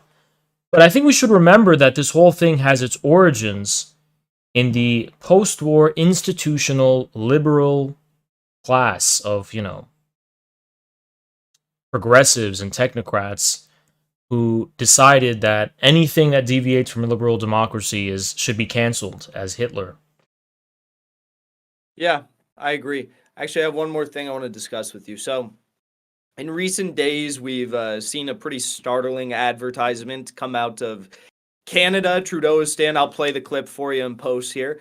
I'm not going to play all of it. It's a 3-minute clip, but it's a clip which shows that there's private high-end fashion companies and retailers like, what is the name of this one? I think it's called La Maison Simons that are promoting assisted suicide in Canada, which is just legal euthanasia. The question I have is, why is a retail clothing brand pushing for legal euthanasia? I didn't know how big of a deal this was in Canada. In Quebec, I believe it is, 5% of all deaths last year were made up from legal euthanasia. They call it medically assisted something in death. Medical assistance in death is what they call it, these legal euthanasia programs.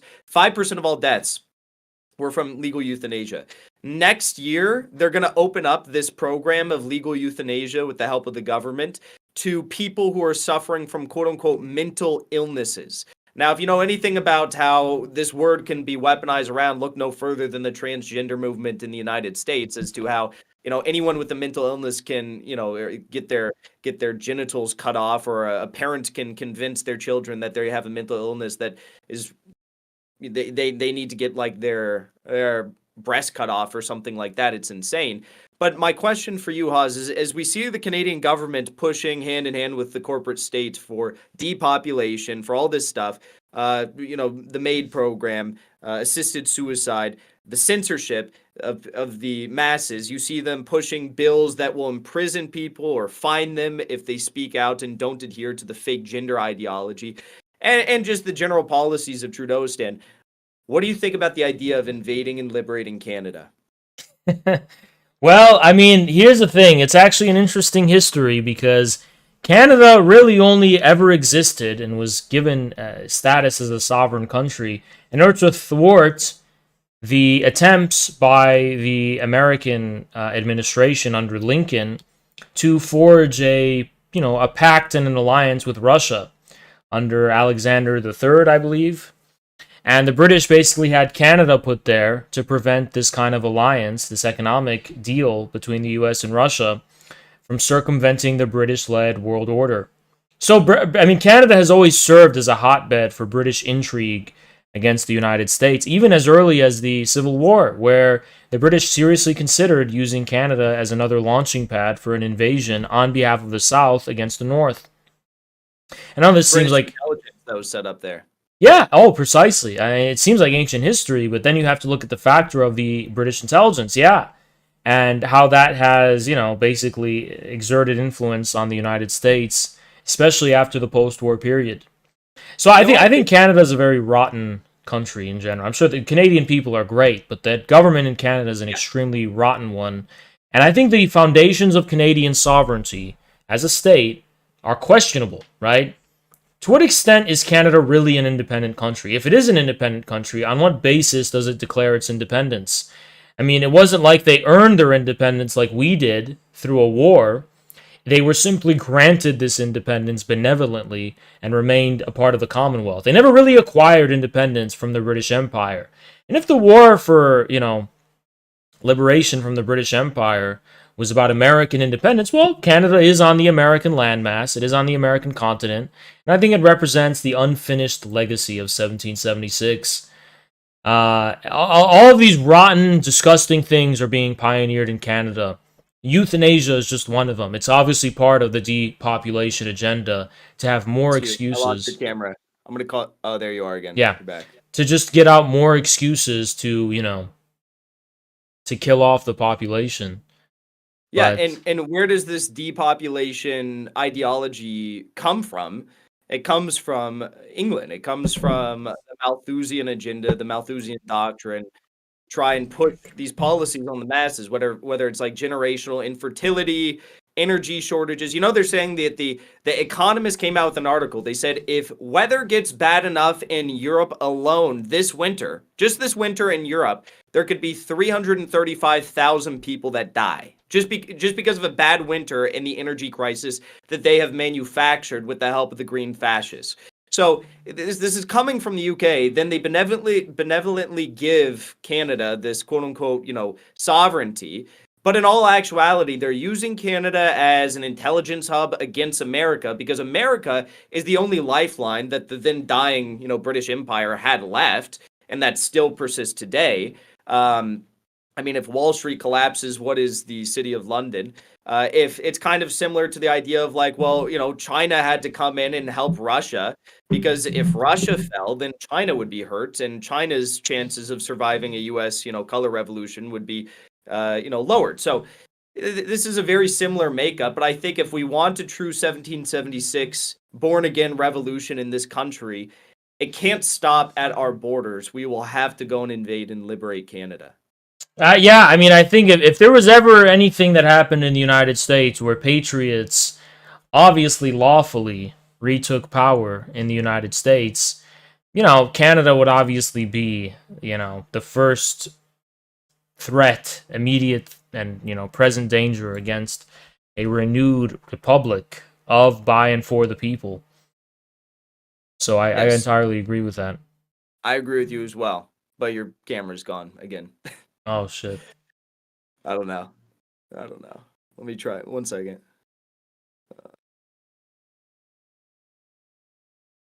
Let me call you. What's up? All right.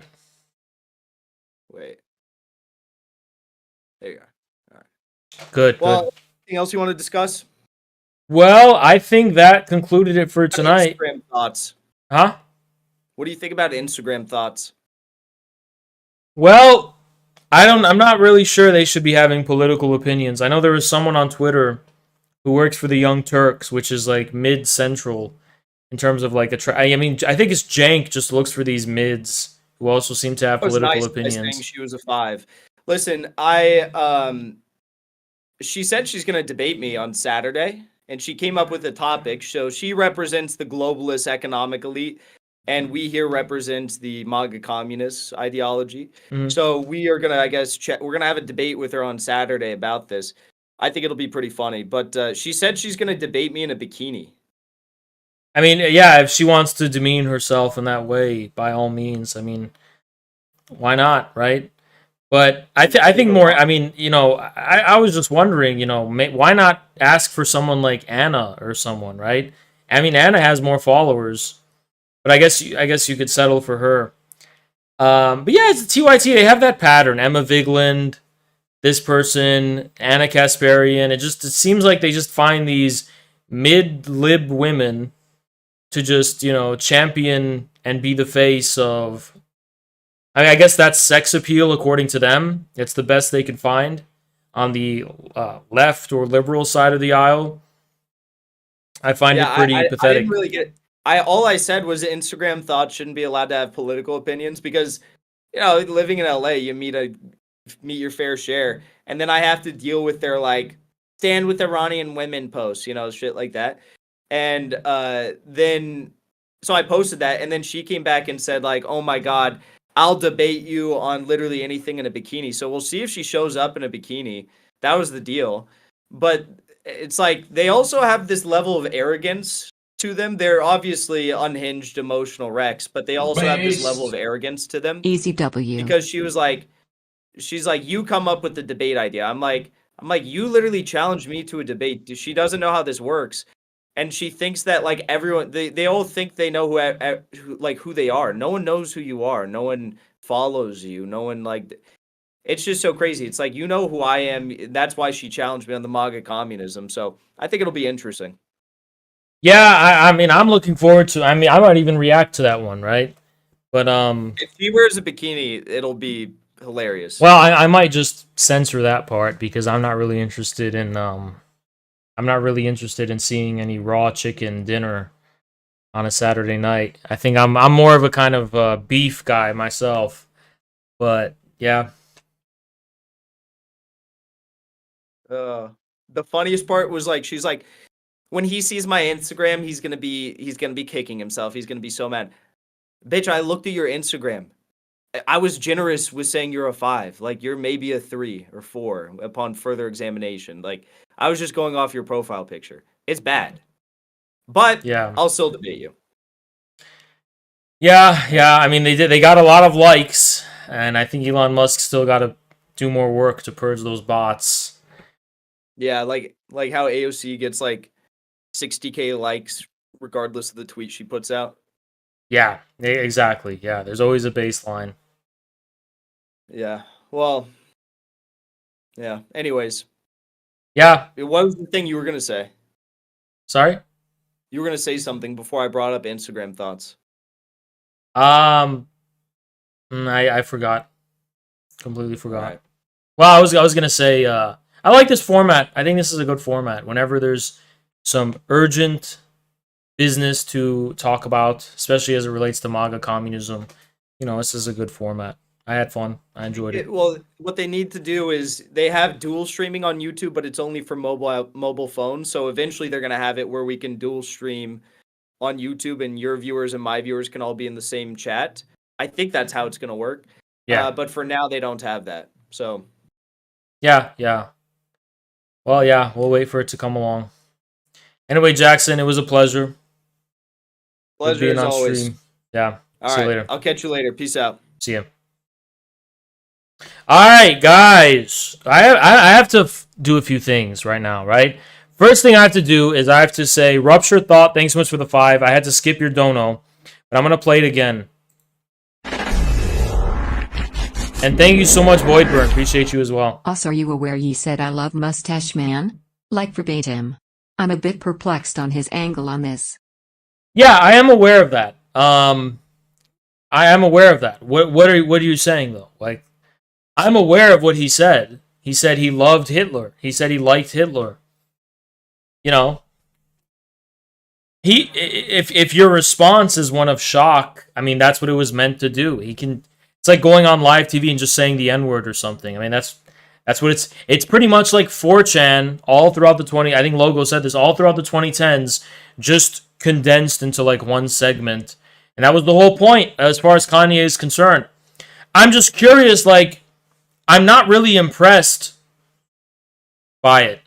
When I say impressed, It's not impressed means like it makes an impression, right, on you. It didn't. I just like, okay, you can say that. What do you mean by that? And then he claimed that what he meant was, at the same time, like, oh, I love everyone. I'm a Christian. I love everyone. I love Jews. I love Nazis. Okay. I don't care, right? It's like, what do you want me to say? You want me to say, Haas, do you love Hitler? I don't love Hitler, right? Maybe if you're like on some theological sense, if you're a Christian, you have to love everyone. Well, okay. Can we talk about money going to actual Nazis in Ukraine? Can we talk about real fascism emerging with this new railway strike? I mean, why should I give a fuck? I don't care. I don't care what Kanye says, right? Yeah, Tila Tequila said that. So Can what? I get let back into the Discord? Thank you, Orvo. I was banned for defending ye. There was no dose. Well, Orvo, I'm gonna ask the mods to see what happened. I don't know what the fuck happened.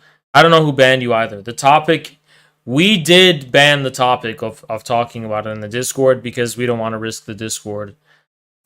And also, it's creating... I want to settle the whole debate about Kanye because I feel like this is creating division in the community. So we're going to talk about this shit, and we're probably going to react to some clips together and talk about this whole thing.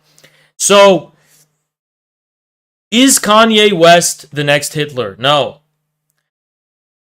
The debate as it's been happening on the fucking Discord is pretty fucking stupid, I think.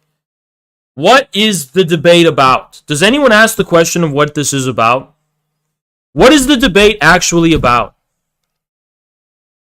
Okay? Do you stand by Kanye's comments? No, we don't. We don't love Hitler over here. So what? Anyone can say they love Hitler. Like, anyone can just say that. I think the whole point of this dynamic is that, for some reason, the discourse has this power. Words have this strong power where it creates a scenario. It has to create a context. It has to create a scenario. Why does it? Why does it in this case? If someone is going to express ignorance about history, I don't care. What does that... I want to know what that has to do with anything in the real world today. That's the question. What does this have to do with the real world today? And here's where I have problems. When people say something like, well, the problem is that he's normalizing liking Hitler. No, that's where I call bullshit. Because you've already normalized Hitler and Nazism. You've just hidden it under the rug in a completely hypocritical way. I don't buy this shit that there's we, the open society, who need to be concerned about... I'm not concerned about anything. I don't give a fuck. That's my answer. I just don't give a shit. Okay? Will infrared still be pro-Kanye? What does that mean, pro-Kanye? What does it mean? Is Kanye still an artist? Yes, he's still an artist. Is that what you're asking? Also, as far as Kanye's significance as an artist, I think Kanye is trying to establish... He's trying to make this new situation where there is no political correctness. There is no... Thank you so much, Janar. I am in Australia waiting for the Great American Wildcat Strike. These essential workers will show the world what productive growth means. Ali Kachong Index Revolution. Thank you so much, Janar. Appreciate you, man. Appreciate you so much. Yeah, to be completely honest, as far as the Kanye shit, yeah, I'm going to react to the Kanye shit. We're going to react to it pretty imminently together. He said, I love Hitler, literally verbatim. I know he did. Nobody's denying. Why do you keep saying that? I don't get it. Why do you keep saying that? Like, we know. We know that's what he said. So what's your point?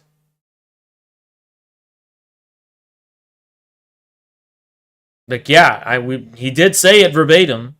He did say that. He also said he loves everyone. So it's like... Okay. And what's your point? Right?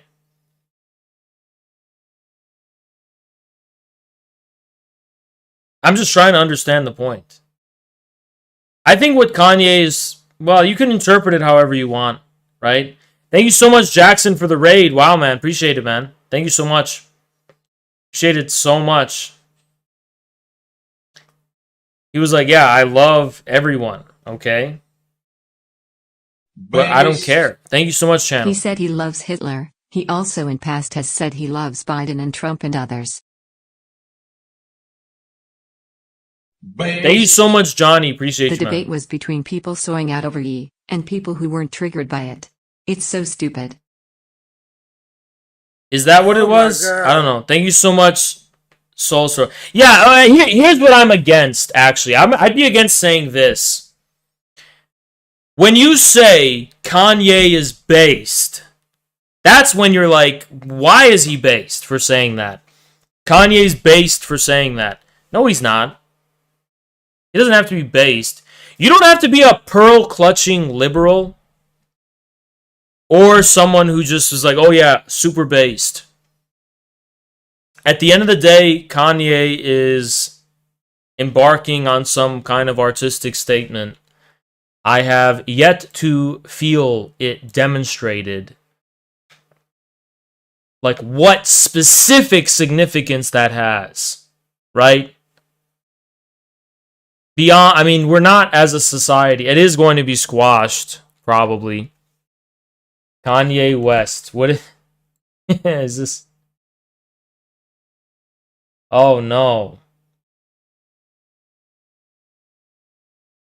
Okay, so he just tweeted a David star with a swastika in it.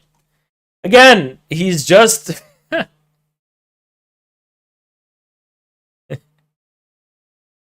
I think he's just trying to be provocative.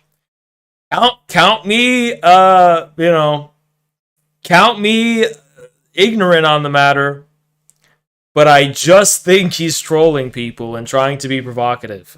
Maybe he's... I don't know, dude. I just think he's trying to be provocative. I don't really think he's saying anything else. I think he's just trying to troll and trigger people. Like, the more you tell him you can't do this, the more he's going to do it. That's just his personality. He does not accept any limitations or any restrictions on his ability to say anything. So I don't actually think he likes Hitler. I think he just wants to assert the freedom to say he likes Hitler. Because you're not allowed to say that. Right? So he's just saying, yeah, I am allowed to say that. And then what he actually thinks about Hitler, who knows, right? But that's just my view. Interview Kanye. I am not relevant enough to do that. Also, what would we talk about? I talk to him about communism. I'm willing to do that. You know? But what else would I talk to him about? Not really much. Thank you so much, Johnny. I think Ye is trying to break the NPC dialogue loop. It could be something like that. That's what I mean. Like, how many of you guys who claim to be against Hitler actually know why you're against Hitler? How many of you guys that claim to be against Nazis actually know why you're against Nazis? Because I'm not against Nazis because the TV told me to be. Sorry, I'm not. I'm against Nazis because I'm actually aware of the history of Nazism, and I understand on a very proximal level. I understand the evil of Nazism. I actually understand it, right? I don't care that it's taboo. It's not like, oh, it's the most taboo thing. That's why. I don't give a fuck that it's taboo. I'm not scared to say that I would like them. Or I'm not scared to say the things Kanye said. I just don't say them because I don't agree with them, right? So I think that's where I'm... That's really what I want to say when it comes to this discourse. The problem is that people are against Nazis, not because they're actually against Nazis, but because they're scared to be. That's more of a problem than anything Kanye says. It's more of a problem that people have this NPC, institutional filtration of reality, politically correct mindset, where they're like, yeah, I think that's more of a problem, actually. And I think Kanye is just bringing that out of people and provoking that out of people. I don't, like, if you go to Russia and you're like, oh, Hitler wasn't that bad, they're gonna be like, what? Of course he was bad. And they're gonna like actually have a response to you that's not just an NPC dialogue loop. Whereas in America, it's more like, oh no, that's really nah, it's kind of stupid, right? It's kind of fucking stupid. I am a 100% anti-fascist, anti-Nazi, anti-Hitler. Obviously I am. I'm more anti-Hitler. Because I'm actually anti-Hitler. It's not because, see, the Hitler that our society claims to be against, that's a form of institutional repression. Because Hitler is who rules us. Joe Biden is not the president, Hitler is. Hitler is the president of the United Nations and the president of NATO and the president of the European Union and the president of Canada and the president of the United States. Hitler is the commander-in-chief of the current Western world that exists now. Adolf Hitler is the commander-in-chief of the Western world today. Still. And you're not allowed to say his name because if you do, the jig is up and people will start realizing, oh my God, this is still an ever-present reality, not just something in the past. Thank you so much, Chris. Because actual idealism leads to the complete breakdown of dialectical logic and forsakes humanity to the will of the elites forever. Thank you, Chris Morlock. That's a good way. Thank you, West Coast. As a communist, it doesn't matter what he says or personally believes. We understand his presidential bid won't amount to much, but what he is doing is allowing us, communists, to break into the public. I vaguely share that sentiment, actually, right? Like, we don't really care what he says. If Kanye was part of a real fascist movement or a real Nazi movement, we would be like, oh, uh-oh, you know, this is pretty bad. But he's not. He's not, right? So since he's actually not, it's just the guy saying shit. But I think his breaking of the discourse, it's like, okay, does that open the door to be able to talk about Mao and talk about Stalin and talk about communism? Those are taboo topics. Talk about the so-called Holodomor. You know, I am equipped to argue with Holocaust denial, right? If that was allowed, I could argue with it. But I'm not allowed to argue about whether Stalin committed genocide against Ukraine, or else I'm going to be canceled. So isn't that a problem for us communists? Thank you, Chloe. Guys, watch Tim Pool's latest vid about Yi. He's way too angry for some reason. It's so weird. I don't care, dude. Thank you for the dono. I really appreciate the 5 a lot. I don't give a shit about Tim Pool. I just don't. I don't give a fuck about him. Yeah, I don't give a fuck about him. He said he likes Stalin and Mao. Can somebody give me the Stalin and Mao part of the Kanye West thing? Kanye Stalin. What did he say?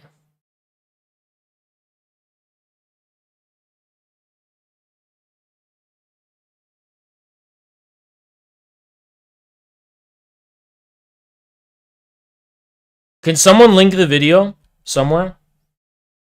So first of all,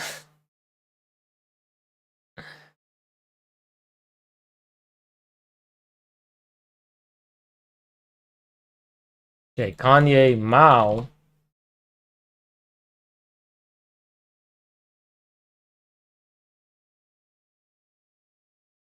I don't see it. Kanye just said he loves Mao Zedong.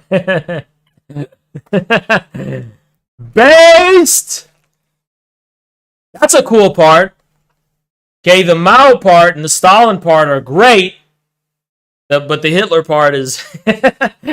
I think that's our response to this whole thing. So Kanye, this is our response to Kanye's Alex Jones interview.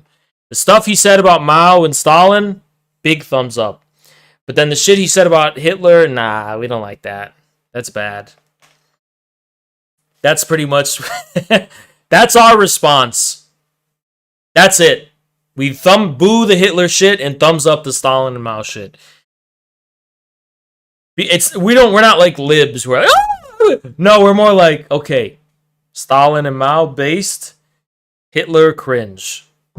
This is actually how it is. Stalin and Mao, Giga Chats. Hitler was a soy bitch. Stalin and Mao, based. Hitler was a pussy and a pedo and a weirdo and an incest freak and degenerate. Hitler had a stick in his ass, and Stalin was the father of the Russian nation. I think there's a difference between those two people. See, we're not the people who are like, oh, we're against Hitler because we're liberals and we're politically correct. We're more like, we're against Hitler because he was cringe. Hitler was cringe. He was objectively cringe. He was a... If Hitler was alive today, Hitler would have been a degenerate furry with pronouns, neo-pronouns in the bio. He would have been a, he would have been like a xenogender or some shit. He would have been waving an LGBT flag. He would have, had some kind of punk rock demeanor and aesthetic, been a total degenerate.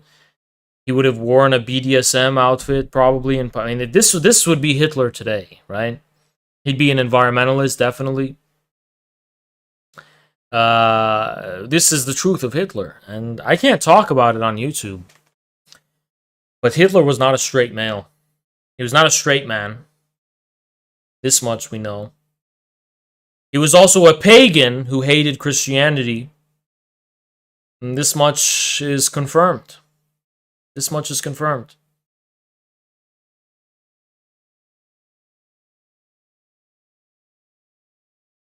Yeah, there's a high... yeah. We know this. We know about Ernest Röhm and the history of the SS and the history of the Nazi Party. We know about these things. We know about the criminal nature of Nazism, the thuggery, the thugs, the lumpen scum. We are for a working class party, not a party of lumpen thugs and scum and riffraff. Thank you so much, Jesse. Hitler would have been Sam Brinton Lamau. We are Stalinists, and we are 100% against the Hitlerites. And we align ourselves with the victors, the Soviet victors, not the fascist losers. See, fascism is a loser mentality. When you are out here repping Hitler, you're repping a fucking loser. Stalin is the guy who won. There's a reason for that. Hitler fucking lost. The whole ideology of Nazism was about might is right, and the master race, and we must conquest the Okay, but then the Soviets fucked you up. So, we have seen your complete demolition of this ideology. Napoleon also lost, but what is the argument? The argument is that Napoleon destroyed serfdom in Europe, even after he was deposed. Hitler, what was his contribution? NATO, the European Union, European integration, that was Hitler's contribution. What was Hitler's contribution to world history? I would like to know that. Every great man in history, Alexander, Julius Caesar, Napoleon, they all had an irreversible effect on history. Thank you, baby. And Pete Buttigieg with a funny mustache. All of them had a great That's why they are great men. Great heroes of history. What was Hitler's contribution to history? What was his what did he contribute to history?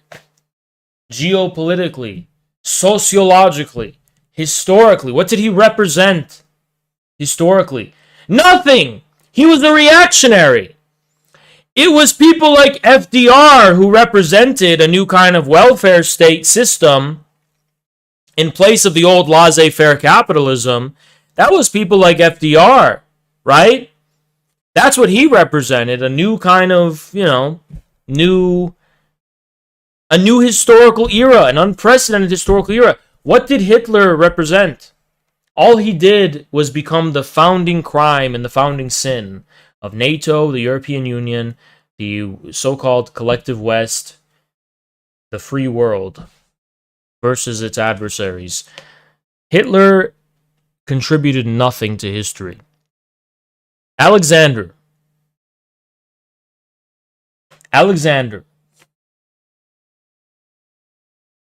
He united the known world. Created a vast empire, united the whole world. Unprecedented. Genghis Khan. Julius Caesar marked the transition from the republic to the empire. His death produced that.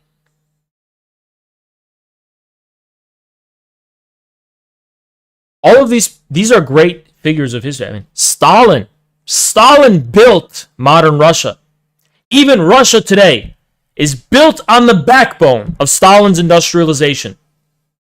Modern Russia today, built on the backbone of Stalin's industrialization. Stalin made the Soviet Union a superpower. Kick-started the Cold War. His mark on history is irreversible. Without Stalin, there would be no Mao and there would be no modern China, because Stalin was the one who sent the Chinese all of the engineers, the technicians, and the mechanics who kick-started China's industrialization and modernization process. Without them, the Chinese would have been in debt to the West and they would have gotten nowhere. The Soviets sent a lot of that stuff for free as a comradely, brotherly gesture.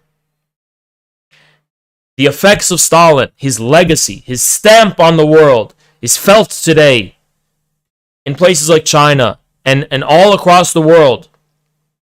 All countries that are affected by the legacy of the Soviet Union, you can thank Stalin. At least the symbol of Stalin, you can thank that. We know great men don't determine history, but I digress. What was great about Hitler? What was great about Hitler? This is my argument. Where is Hitler's greatness? I don't see it. I don't see any greatness coming from Hitler. From Hitler's end, what did he do? He screamed into a microphone. He screamed a lot. He was quite loud. And he waged a blunderous war against the Soviet Union and then killed himself because he was utterly defeated. He led to the division of Germany. What did he do? What is his contribution to world history? Nothing. He was an actor. He was engaged in theatrics. Nothing else. He was a theater performer. That's Hitler's legacy. Theatrics. Now, I'm against liberal political correctness. I'm against liberal democracy. But let's actually check the record and be realistic about who the real great men of history really were. Hitler does not rank among them. Mao is there. Stalin is there. That's because we have an ideology of winners. Thank you so much, Chris. Hitler's legacy is the European Union and NATO, Yep. which is all bad. It might result in world annihilation yet. Precisely. That's precisely the case. Okay. Is it true Hitler invented the microphone? I don't know. I don't know if that's true. But I somehow suspect the microphone would have been invented without Hitler. But anyway, Hitler was not some, he wasn't some tinkerer. Or he's known for being a political leader. So as a political leader, what is his contribution to world history? None. The promotion of Hitlerism is a loser ideology. It's a loser ideology. I'm interested in a winner ideology. I'm not interested in an ideology of losers. I'm interested in an ideology of winners. Stalin and Mao won. A lot of the neo-Nazis on the internet have this kind of romantic lost cause view of the Germans. Oh, the Germans and Hitler was waging a righteous crusade against the modern world. And now we're living in this degenerate era. If only the Germans had won. If only the Germans had won. If only. Is that your ideology? If only? What's your lesson? You're just going to sit here and be a loser for life? I'm not interested in that.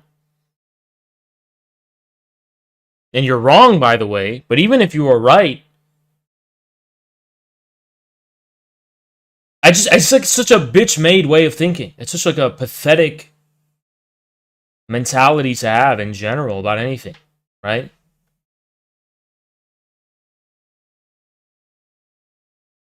Oh yeah, like, oh, you're gonna do more vaporwave edits about the lost cause? I'm not interested in any lost cause.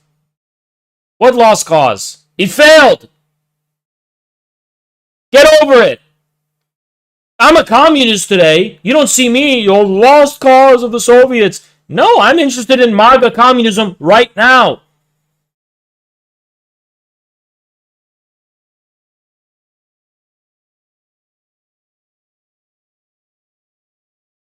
Okay, we're gonna we're gonna watch this thread together. Actually.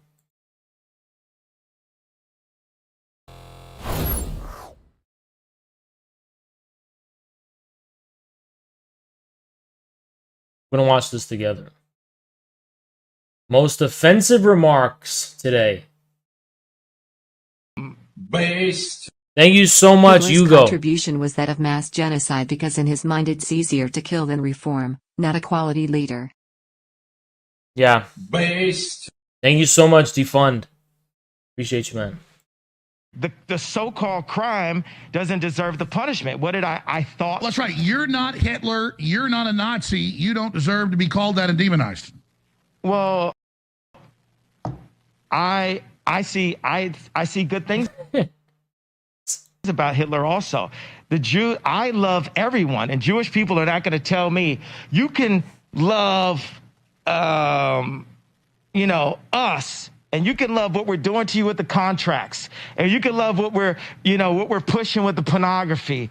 But this guy that invented highways, invented the very microphone that I use as a musician, Is that true? I don't know if that's true. can't say out loud that this person ever did anything good, and I'm done with that. I'm done with the classifications. Every human being has something of value that they brought to the table.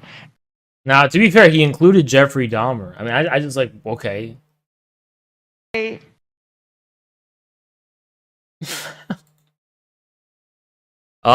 So he's attributing Hitler for authorship of highways and microphones. Now, logically speaking, I don't think that's true, but if it was, I mean, technically, highways and microphones aren't that bad. So on a technical level, is he wrong?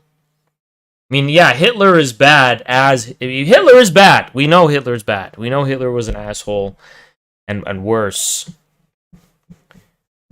But it's just like, what is he saying here, right? Why does it have to be Hitler as the example? He's just not good at optics, I guess. Or he doesn't care about optics, They are going to have to listen up. What we did is we brought Netanyahu. Yeah. Not sure about the Hitler inventions here. I don't think those are correct. But I get his point. It's just that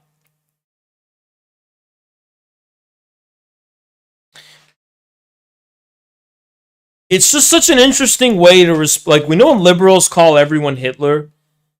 Usually we're like, no, we're not Hitler, you're Hitler. And Kanye is just kind of like, oh, well, Hitler.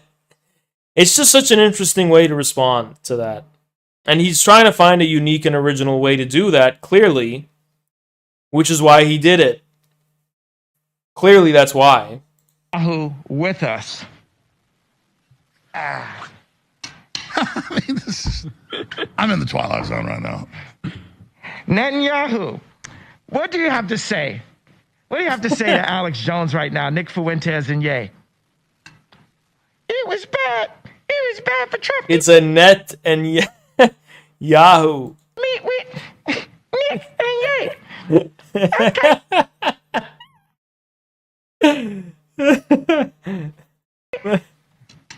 I had no idea your voice was going to sound like that, Netanyahu.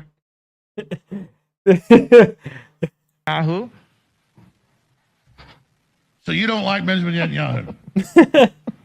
I just heard about this guy 2 weeks ago since like the tweet. Thank you, Chris He's Morlock. getting into performance art and we're off in the weeds. Yeah. I thought he had a funny name. I heard he's like really into like, he's like a super killer. I could die for saying this. So in case this the last time you ever hear from me. Well, look. Alex Jones is baffled. I'm glad you guys are here, and we can sit here and upset. All I'm telling you is, do you guys realize that the British government created Hitler? Yeah. I kind of side with Alex Jones in this whole interview. That's if you want to know. Okay, Haas, what do you think about it? I agree with Alex Jones. Like the shit he was saying was true.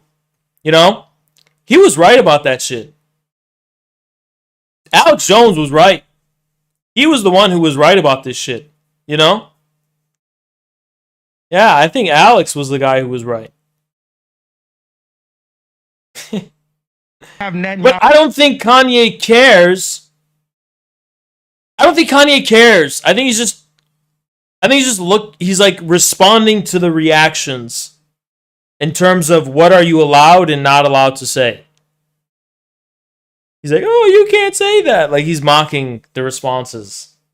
Because he doesn't like when people tell him he can't say something, you know? We're going to have Netanyahu step out for a second, okay, Alex? Oh, he's going to go? I'm leaving for now until it's another meeting, and then I'm going to say something. By the way, I don't think you should be allowed to say anything. I just think the problem is that when we don't say these things, they still accuse us of it. We don't talk about Hitler and say we like Hitler. We don't say any of that. But they still fucking accuse us of being Hitler. So you can't really blame him for going full retard here and just owning it as a black man who Hitler would have thought was subhuman. You can't blame him for just owning it. It's like you could be like, okay, Haas, what about pedophilia? Okay, I agree. That should just be banned.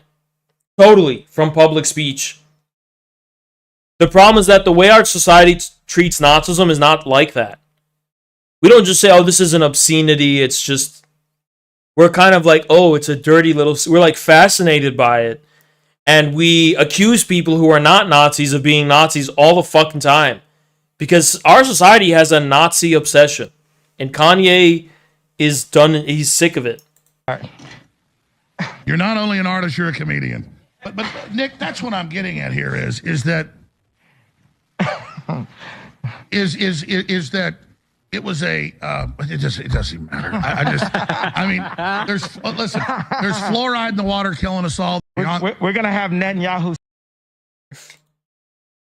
Stay there. Nick Fuentes' studio. This is uncensored, folks. We're going to come back after this break, and we're going to come back after the break and play a George Soros compilation of him on NPR. It's only a few minutes. Don't forget about me. Him on NPR.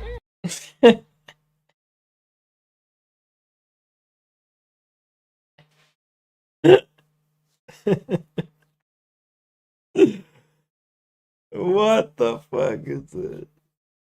And him on 60 Minutes saying the best time of his life was rounding up and killing Jews. Ye never killed any Jews.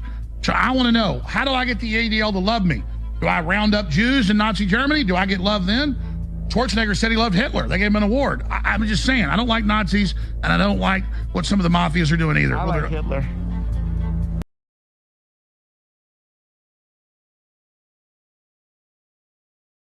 Were thugs that shook people down, did a lot of really bad things. But they did good things too. We're going to stop dissing the Nazis all the time. Okay, we're going to get to that. I don't want to get digressed into this theme and the Nazi. This dude is just being a 4chan troll.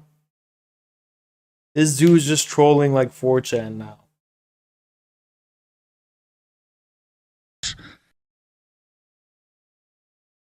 And down the street was a famous German-American inventor. And he was a first-generation person. He'd come here when he was a little kid on a ship. And he held a bunch of the patents on refrigeration and air conditioning. And my grandfather worked the time he was about 8 years old because he took him under his wing. in his little tinkering factory. Then he had factories in places like Detroit that they actually built the stuff. And my grandfather, the main reason he joined the Army Air Corps, he told me, and he didn't tell me a lot about this, he just told me the story, was because he watched that man very quietly, once Hitler got power in the 30s, suck every dime out of him, or he would kill his relatives in Germany. And that guy was blonde-haired and blue-eyed, was as German as you could get, as Arnold Schwarzenegger, or as Teutonic, as Germanic.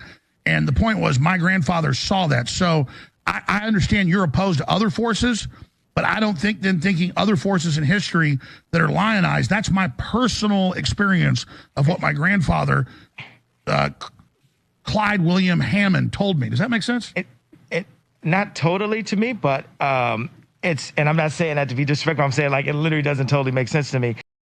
Dude, why is this clipped this way? Can I hear what he actually fucking says? It's so like, why is it clipped this way? Owen Benjamin that I want to read about Ben Shapiro. Hey, Candace Owens, unplug this robot before he runs his mouth. Ben Shapiro's cardio is picking up shackles. Shapiro can tell how much change is in your pocket just from hearing a jingle. Shapiro is just mad that Kyrie won't sign his basketball. Back to you, Alex. Nick, you're sitting over there. You want to say something? What's up? Dave Chappelle is a hack, and he gets a lot of his jokes from Owen Benjamin. Dave Chappelle went on a Jewish platform and said, they dropped that nigga. Dave Chappelle said they dropped that nigga, talking about, yeah. Thank you, Void. Step 1, show up in a GIMP mask. Step 2, say you love Hitler. Congrats, you succeeded in weirding out even Alex Jones. Hey, and he called me Kanye, and I'm supposed to be his friend. Dave Chappelle does not believe in God and does not believe in Jesus. These are the kind of black leaders that the Zionists put in front of us. And meanwhile, we want to not. I feel like Kanye's listening to Nick a lot. I think he's getting educated by him. Or educated, right? As Logo would put it. That's what I think. Herschel Walker, but Herschel Walker changed his life for Christ. And he might have had abortions, but he doesn't believe in abortion. Well, sure, what matters is I have too. What matters is,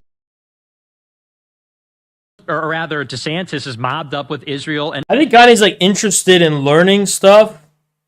And then I think he's just learning it all from this guy, right? Mossad. Donald Trump, his speech, his announcement was written by Jason Miller, who's controlled by foreign interests. True. If there's a Republican primary between them two and they go up against Biden or they go up against Newsom, there is exactly zero chance that we get any kind of regime that's going to deliver the real change. Nick, I got a question. True. If I say something that's provocative towards the Mossad, is that misogynistic? Hold on. Thank you, D-Fun. Appreciate you, man. Based. Thank you, D-Fun.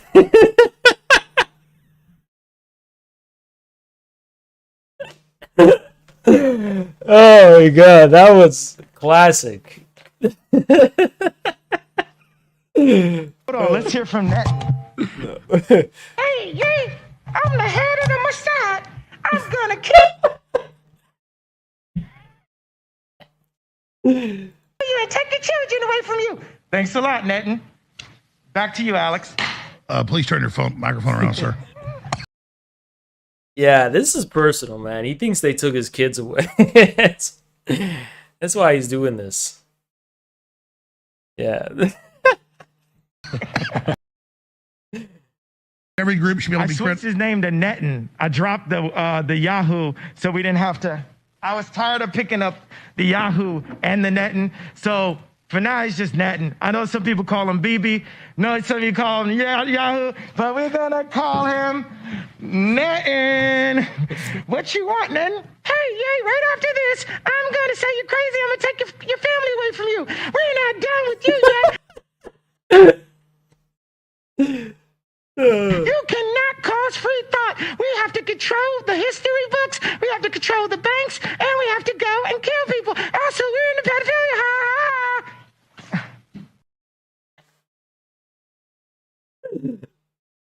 Yeah, what the fuck? So, and in a little while, hopefully you're going to take the mask off, because is this actually yay here, folks? Is this the mask is coming off in a little while? Hopefully, we're going to be able to have a discussion about this. But I mean, seriously, I believe every group should be able to be switched his name to Netin. I dropped the Yahoo, so we didn't have to. I was tired of picking up the Yahoo. Caught on Ye.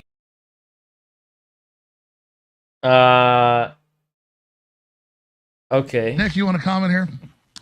Yeah, I just want to jump in and say that, you know, I don't think Ye or I are saying that any group is particularly bad or the Jews as a group are bad, but there are Jewish practices that are based on Jewish law, and there is clearly some kind of a Jewish mafia. I'll give you a perfect example.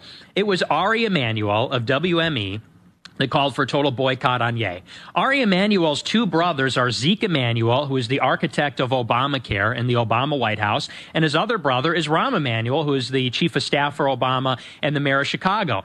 Their father, Benjamin Emanuel, was... Yeah, that's classic nepotism. Classic American nepotism. It's all families, man. America's ruled by families. Look at the Bushes. You look at, you know, it's not just, obviously, it's not, I don't even think it's mainly Jews. It's just families, man. You know, that's some real shit.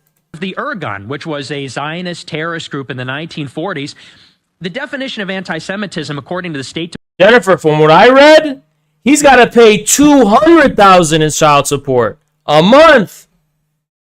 Damn, what a bitch Kim is. She's got enough money, man. I don't really care about this shit, right? The child support shit. Fuck this system we have, man. Fuck this fucking system. Kim Kardashian, who is a fucking prostitute, he has to pay her $200,000 a month while she goes and fucks Pete Davidson and shit, disrespecting him and his kids. I'm a Taliban Stalinist, man. That don't run with me. Department is, if you say Jews have any allegiance to Israel, it's anti-Semitic. If you say that Jews have any kind of conspiratorial influence in America, it's anti-Semitic. Why does she need child support? She's going to use Kanye's money to go fuck Pete Davidson? So we're supposed to believe that... I don't like that shit. If Rahm picks... All this shit, I think Kanye's just kind of retarded a little bit. I don't care about that shit. Up the phone and gets on a call with Zeke and Ari, and they talk about their jobs, which are running Hollywood and running the Obama White House, a conspiracy. If we acknowledge that happens, we're called anti-Semitic. But it's the truth. It's a truth that they make those calls. And it doesn't mean that every Jewish person is in on it. There are good Jews like Darren Beatty and Laura Loomer, and there are lots of... No, it's not that it's not every Jew's in on it. It's that the overwhelming majority of Jews are not in on it. And that's my message. Jewish? You know what I want? I want Kanye. I want someone to bring Kanye down to New York. And I want him to break bread with the Orthodox Jewish community in New York. And I want his perspective to change. Because those guys were resisting the mandates. They're some of the number one people in America resisting the liberal agenda. I would love to see that. I would love to see Kanye go down and learn and be with these Orthodox Jews in New York. That's what I want to see. That's what I want to see. Milo's Jewish. I love Milo. Yeah. And you got a little bit of the Hitler fetish going on. It's not a fetish. It's not a fetish. That's a term like... I just love information. They have some documentaries. Apparently, Bezos is allowed to put up any documentary, but if a basketball player tweets it, he'll lose his entire career. I think that's... Well, that's where I want to go, because you've got millions, hundreds of millions of Chinese locked down right now. Milo... Yeah, Alex Jones, he's talking about bullshit now.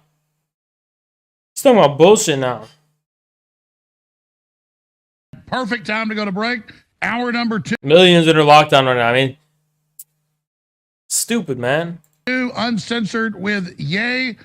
Nick Fuentes, I'm your guest host here in Insane Asylum World, because the whole world's crazy. All of us are nuts. This is Twilight Zone 2.0. We will be right back. Don't point at me when you say that. No, I'm talking about all of us. The whole world's crazy. It is crazy. Everybody's crazy. I believe that. I'm saying the guest host here because these guys are hosting. We'll be right back with hour number 2. And thank you, Terry. Kim Kardashian is a psyop. Yeah. Where to begin? Well, I want to set the record straight first of all because there was a big piece in NBC the other. So nobody can stand up to him. Right, just a slave. Who are you to say who the president can meet with, Netanyahu? Like, that's true. To be honest, that's true. I'm not gonna. I mean, Netanyahu is not an American leader. Thank you, Lone Star. Good Thank you so show. much, man. Interesting. Netanyahu's Thank not you. the leader of America, so I do kind of agree. Like, what foreign leader has a right to talk about who Trump can sit with, right? It don't really make sense to me, but whatever. The Holy Spirit fills me up, and the less sin I have, the less angry I get. You know, so you can't make me angry, but if I was another version of Ye, the Kanye West that you guys know, I would be angry at Netan for even speaking on one of the best presidents, one of our best presidents of all times. Shut the bless up, Netan. This is from Ye. Now you know who I am. Do you know who I am now, Netanyahu? You know who I am now, Jared Kushner? Who are you to say who the president can meet with, Netanyahu? Like, I'm not gonna, the Holy Spirit fills me up, and the less sin I have, the less angry I get, you know? So you can't make me angry, but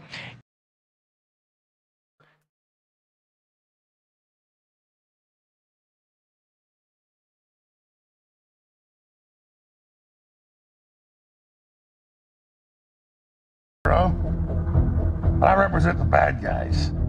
David Icke's little reptoids. So, now your enemy's in here hosting the show with you, yay. We got Nick Fuentes, one of my best buddies. He works for us. Does really. Well, yeah, in terms of Ukraine and Russia. Oh, no.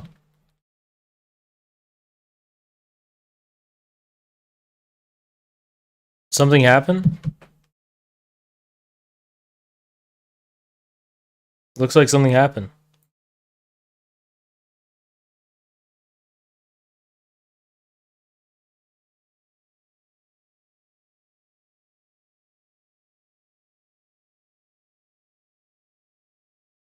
Did something happen?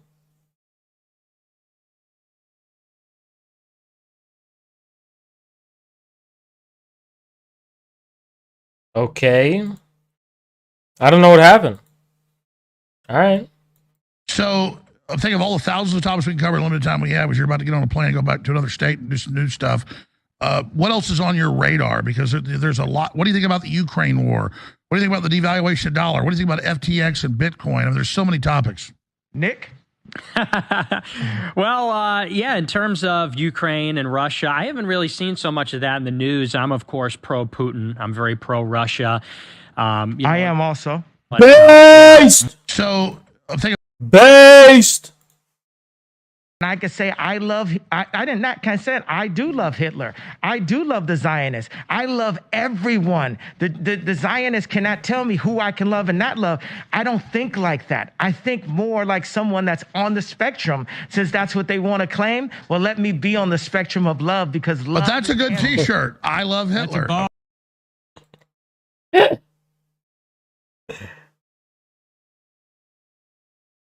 The uniforms, but that's about it.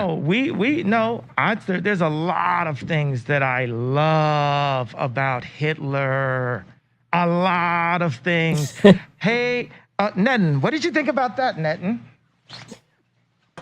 He's just saying it to trigger people, man. It's insane. You are an insane person. How could you say something? It's okay that. So let me ask you, you like the Azog Battalion because they openly howl Hitler. They're the Alex is correct here. leftovers of World War II. They support Zelensky and attacking Russia. So you like the Azog Battalion? I love everyone. He loves everyone, man. Thanks. Germans make really good cars. I think the Japanese make better ones. Germans had a really cool leader at one time. Thank you, Dingbat. Bobby Kennedy, as head of the Department of Justice, required the American Zionist Council, now AIPAC, to register as foreign agents under FARA after uncovering millions in political bribes. Wow. Look, Thank you for the 10. I drive mainly American. Here's what I think is going on. I think Kanye is blaming the Jews, and every instance of Jewish outcry, he's saying these are the people that took my kids and they ruined my life, telling me I'm crazy. He's just blaming them as a whole. And I think this is his spiteful revenge, is to start, I think he's just trying to trigger what he thinks are the Jews, because he's blaming them collectively for, for a lawyer or a doctor or something. I think that's what's going on. I really do. I don't think it's much more than that. I think he's just acting in spite. With Ben Shapiro, he was so disrespectful to his employee, Candace Owens, for speaking out against me. And that just showed. Someone saying it's not funny. Yeah, but I'm laughing, so it is it is funny. Why is it funny? I don't know. I don't know. It's just funny because it's like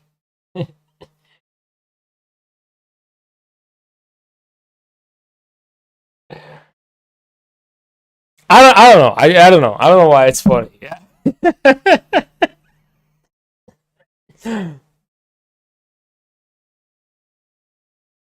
It's funny because it's absurd. That's why. It's just funny because it's absurd. There's not really any other reason. It's funny because we know he doesn't care about any of the politics. He's just doing it out of personal pettiness.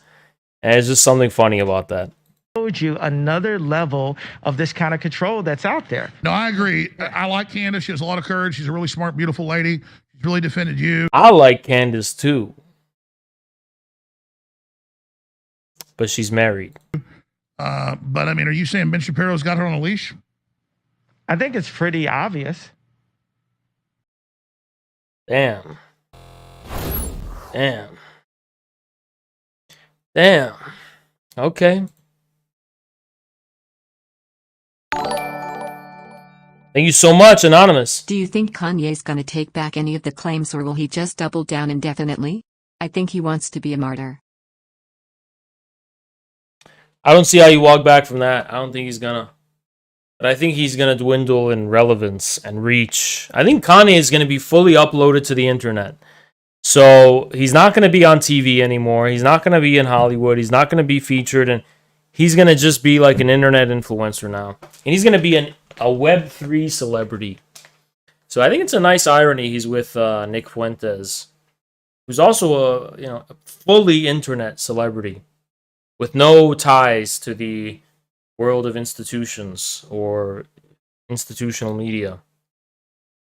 And I am also like that too. I don't have any ties to institutional media. I'm also fully on the internet. So I think there's gonna be a great flood, and Noah's Ark is just gonna lead us to Web3 media ecology and environment, and I'm going there. A lot of other people are going there. People I don't like also are going there. Here it is. I mean, Destiny's going to be on that arc too. I guess we're all going to be on that arc into Web3.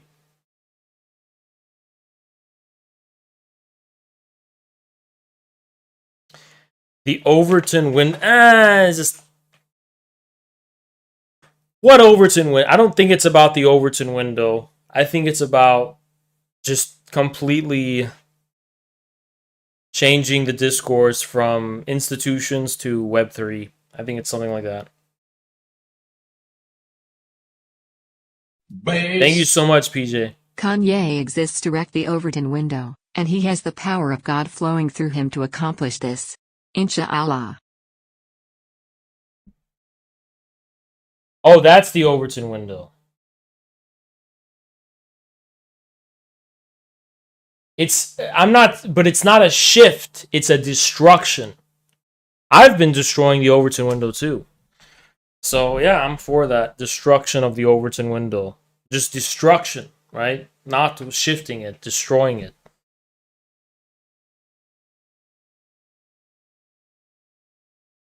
That's interesting. Based. Thank you, AJ. Destiny is irrelevant now. Is he? Yeah, I did see he got into some drama with a young woman and that Mr. Girl guy who I've always never liked. The pedo guy, right?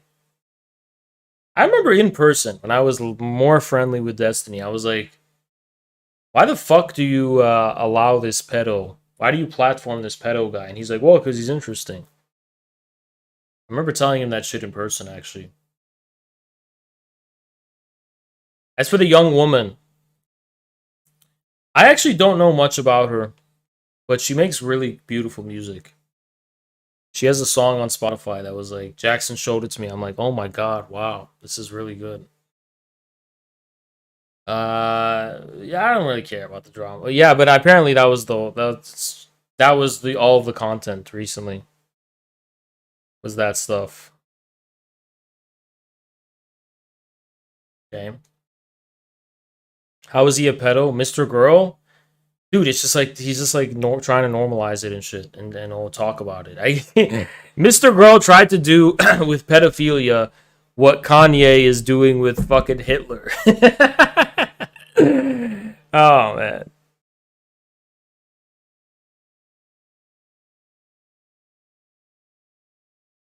Like that's exactly what it was.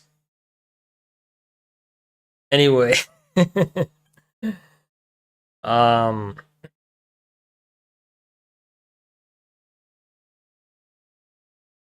Zerka destroyed Mr. Girl. I heard about that. I've heard about that. Me and Zerka have some stuff planned for YouTube. Zerka's YouTube is like back in motion. Damn, yeah, he gained like 1,000 subs. We got just recently. Did he re-upload his fucking Miami's thing? Wow. Okay. Yeah, Zerka's really growing. His YouTube's growing fast. Oh yeah, we're gonna be both on YouTube soon. Fully. I mean, I'm already on YouTube, but he's coming over. I don't know if he's gonna stream here, but he's gonna post videos and stuff.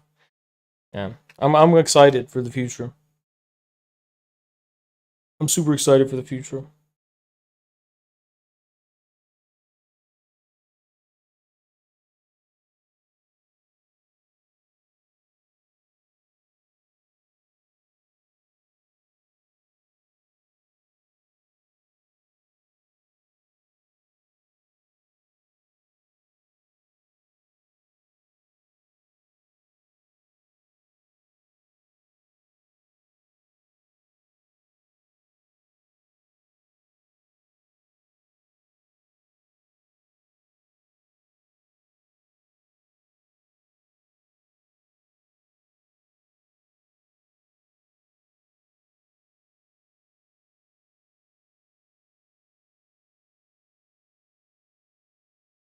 I also wanted to talk more about the railway strike, but I think I said everything I wanted to say with Jackson. Oh yeah, I don't know if you guys know this, but earlier today, this morning, I was on Sputnik Radio to talk about the railway strike. I went on Sputnik earlier today, and I think I'm going to be hearing more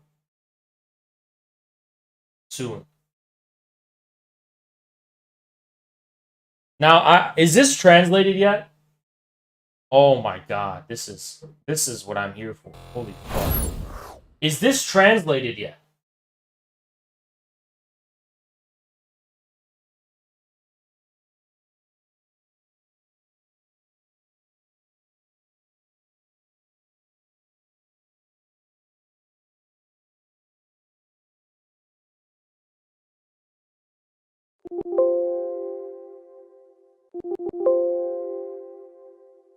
Oh my god. I'm soying out over this. Can I be honest, guys? There's never been anything that threatens the possibility of the infrared show. This does. I might take a 5-month break to devote myself to this. Because this is his work on aesthetics. I have a book on aesthetics that is based on Hegel's system. That was never fully completed because it's the concluding part of it. It's about art and religion. I wrote about this. And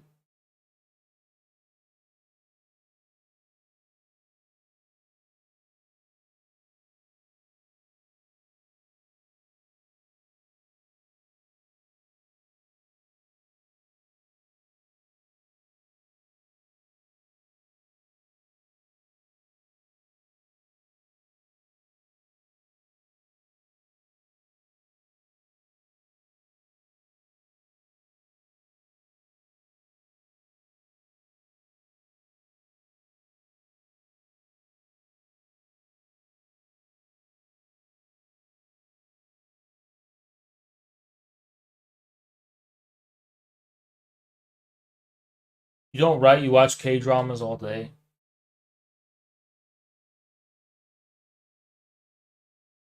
Whatever you say.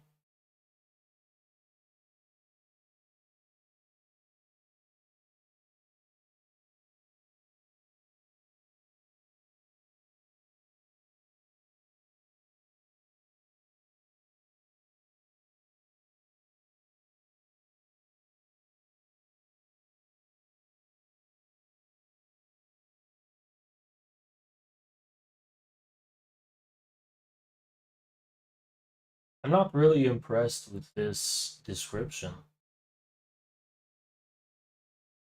This might be cringe.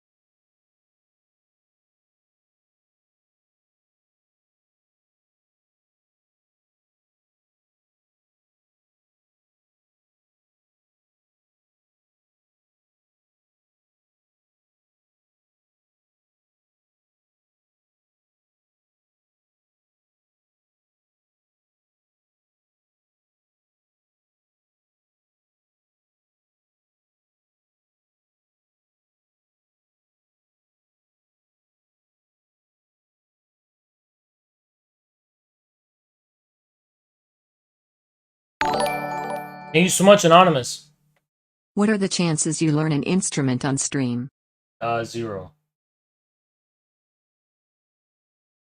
That's a easy 0.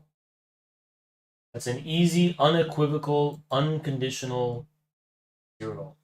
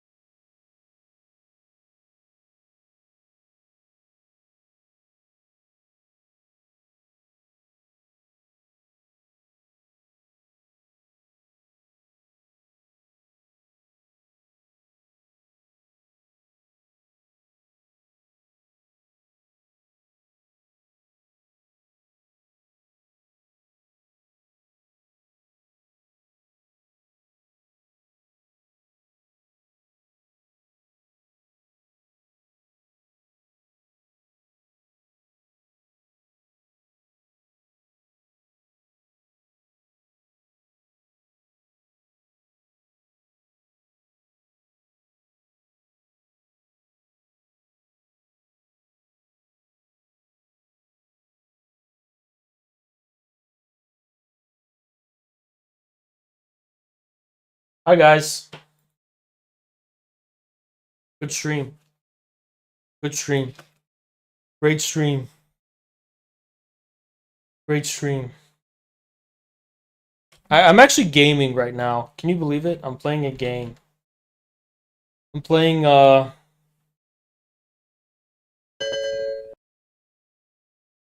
World of Warcraft right now. And I'm killing the mages. Oh, I love World of Warcraft. So much fun. Playing World of Warcraft. Are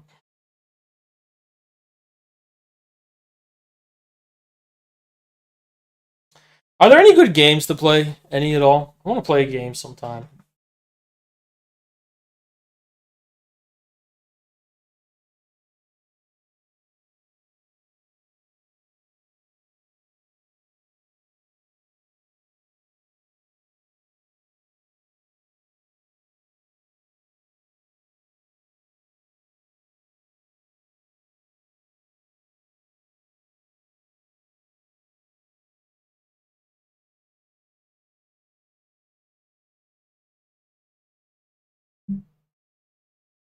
I don't want to fucking play Civ 5 or any fucking top-down strategy game.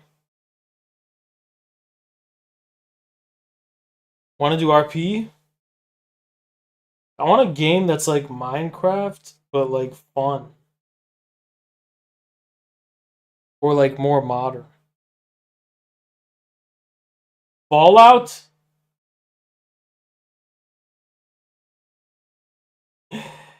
No, I'm gonna do Fallout streams. Fallout 76? Nah. Nah. Nah. I guess I'm not here to game, man. I'm not a gamer. Anyway, guys, good stream. I enjoyed it. One last thing. One last thing, guys. There's one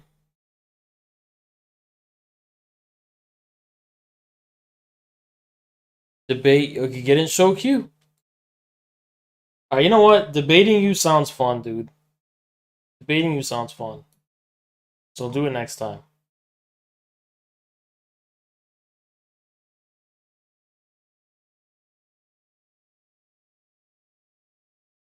What the fuck? Oh, this is the Kanye tweet.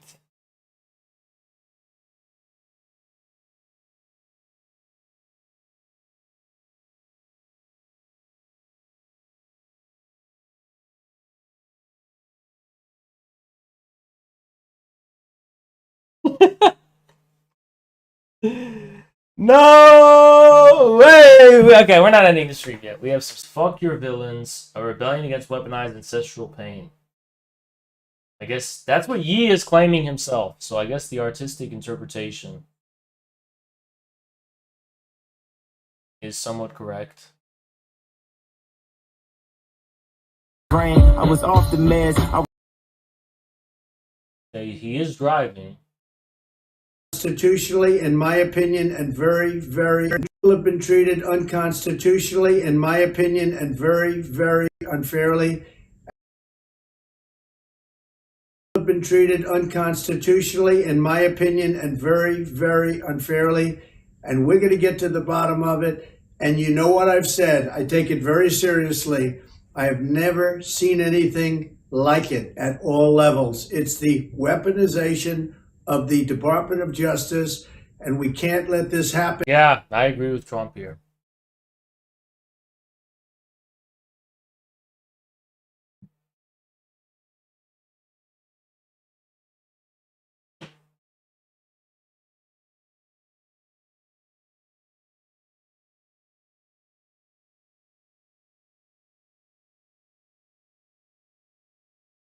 What is it about Miami that makes you feel like Scarface? Pluto called it. God loves Balenciaga. Love is the answer. Jesus is the answer. Praying for all the innocent artists and beautiful humans who make clothing that have nothing to do with the ads. People's grandmothers work there. Remove pornography. I agree with that. Oh man, that's fucked up.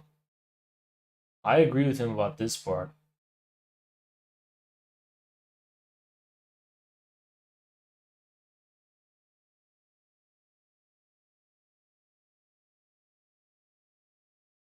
I stand by Balenciaga and denounce all witch hunts, and I cancel culture. Jesus is king. Ending trafficking doesn't start or end with a fashion campaign. Yo, this is weird. What a weird thing to say. Kanye, what about the elite pedophile rings that Balenciaga represents?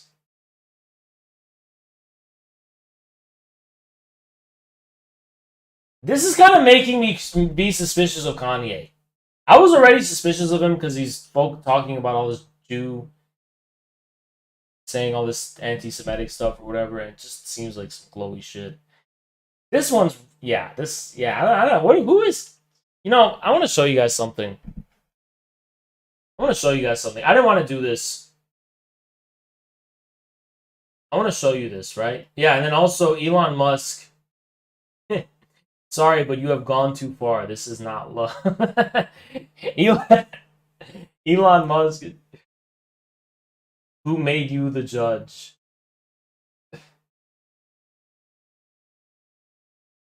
Let's break one last window before we get out of here. I caught this guy with Kim. Who is this?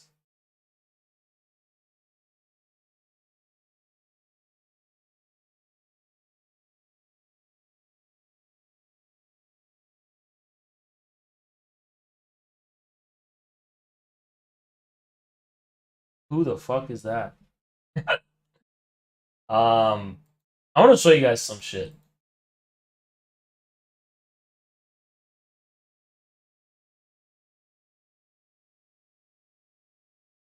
Did you guys know about the Kanye West cult that's part of Ascend 3030? I remember learning about this back in the day. This is like from when? 2016. Kanye West has a video game called Kanye Quest 3030. There's a lot of really weird things in that game. Quest. A recruitment. Restore the true base god order to the nation. Oh, and it's all apparently a dream. And the sole remaining terminal. You agree to participate further, and you grant us permission to interact with your possessions. Would you like to participate? Absolutely. Oh. Something weird and satanic. I watched this video. It's called The Video Game Tied to a Cult, and it's really weird. And it's very reminiscent of Kanye's, style. I don't know. When you see, Kanye's music videos and his live performances, it just gives me the same feeling as the weird shit in this game. What happened to him? However, those associated with the Synchronism's alleged official record label would claim. Thank you, Tristan. Appreciate Gorilla, son. 0.2 lines of dialogue. It's very weird. Look into it. We're not going to get into it today. Kanye is a weird guy, alright? He's not really, I don't know. He's into some weird shit. He's associated with some weird stuff. Anyway, guys. Yeah, he chills with Marilyn Manson. I don't know, man. I don't know. I don't trust that guy.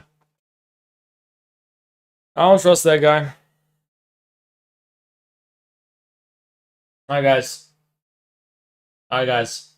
One last thing.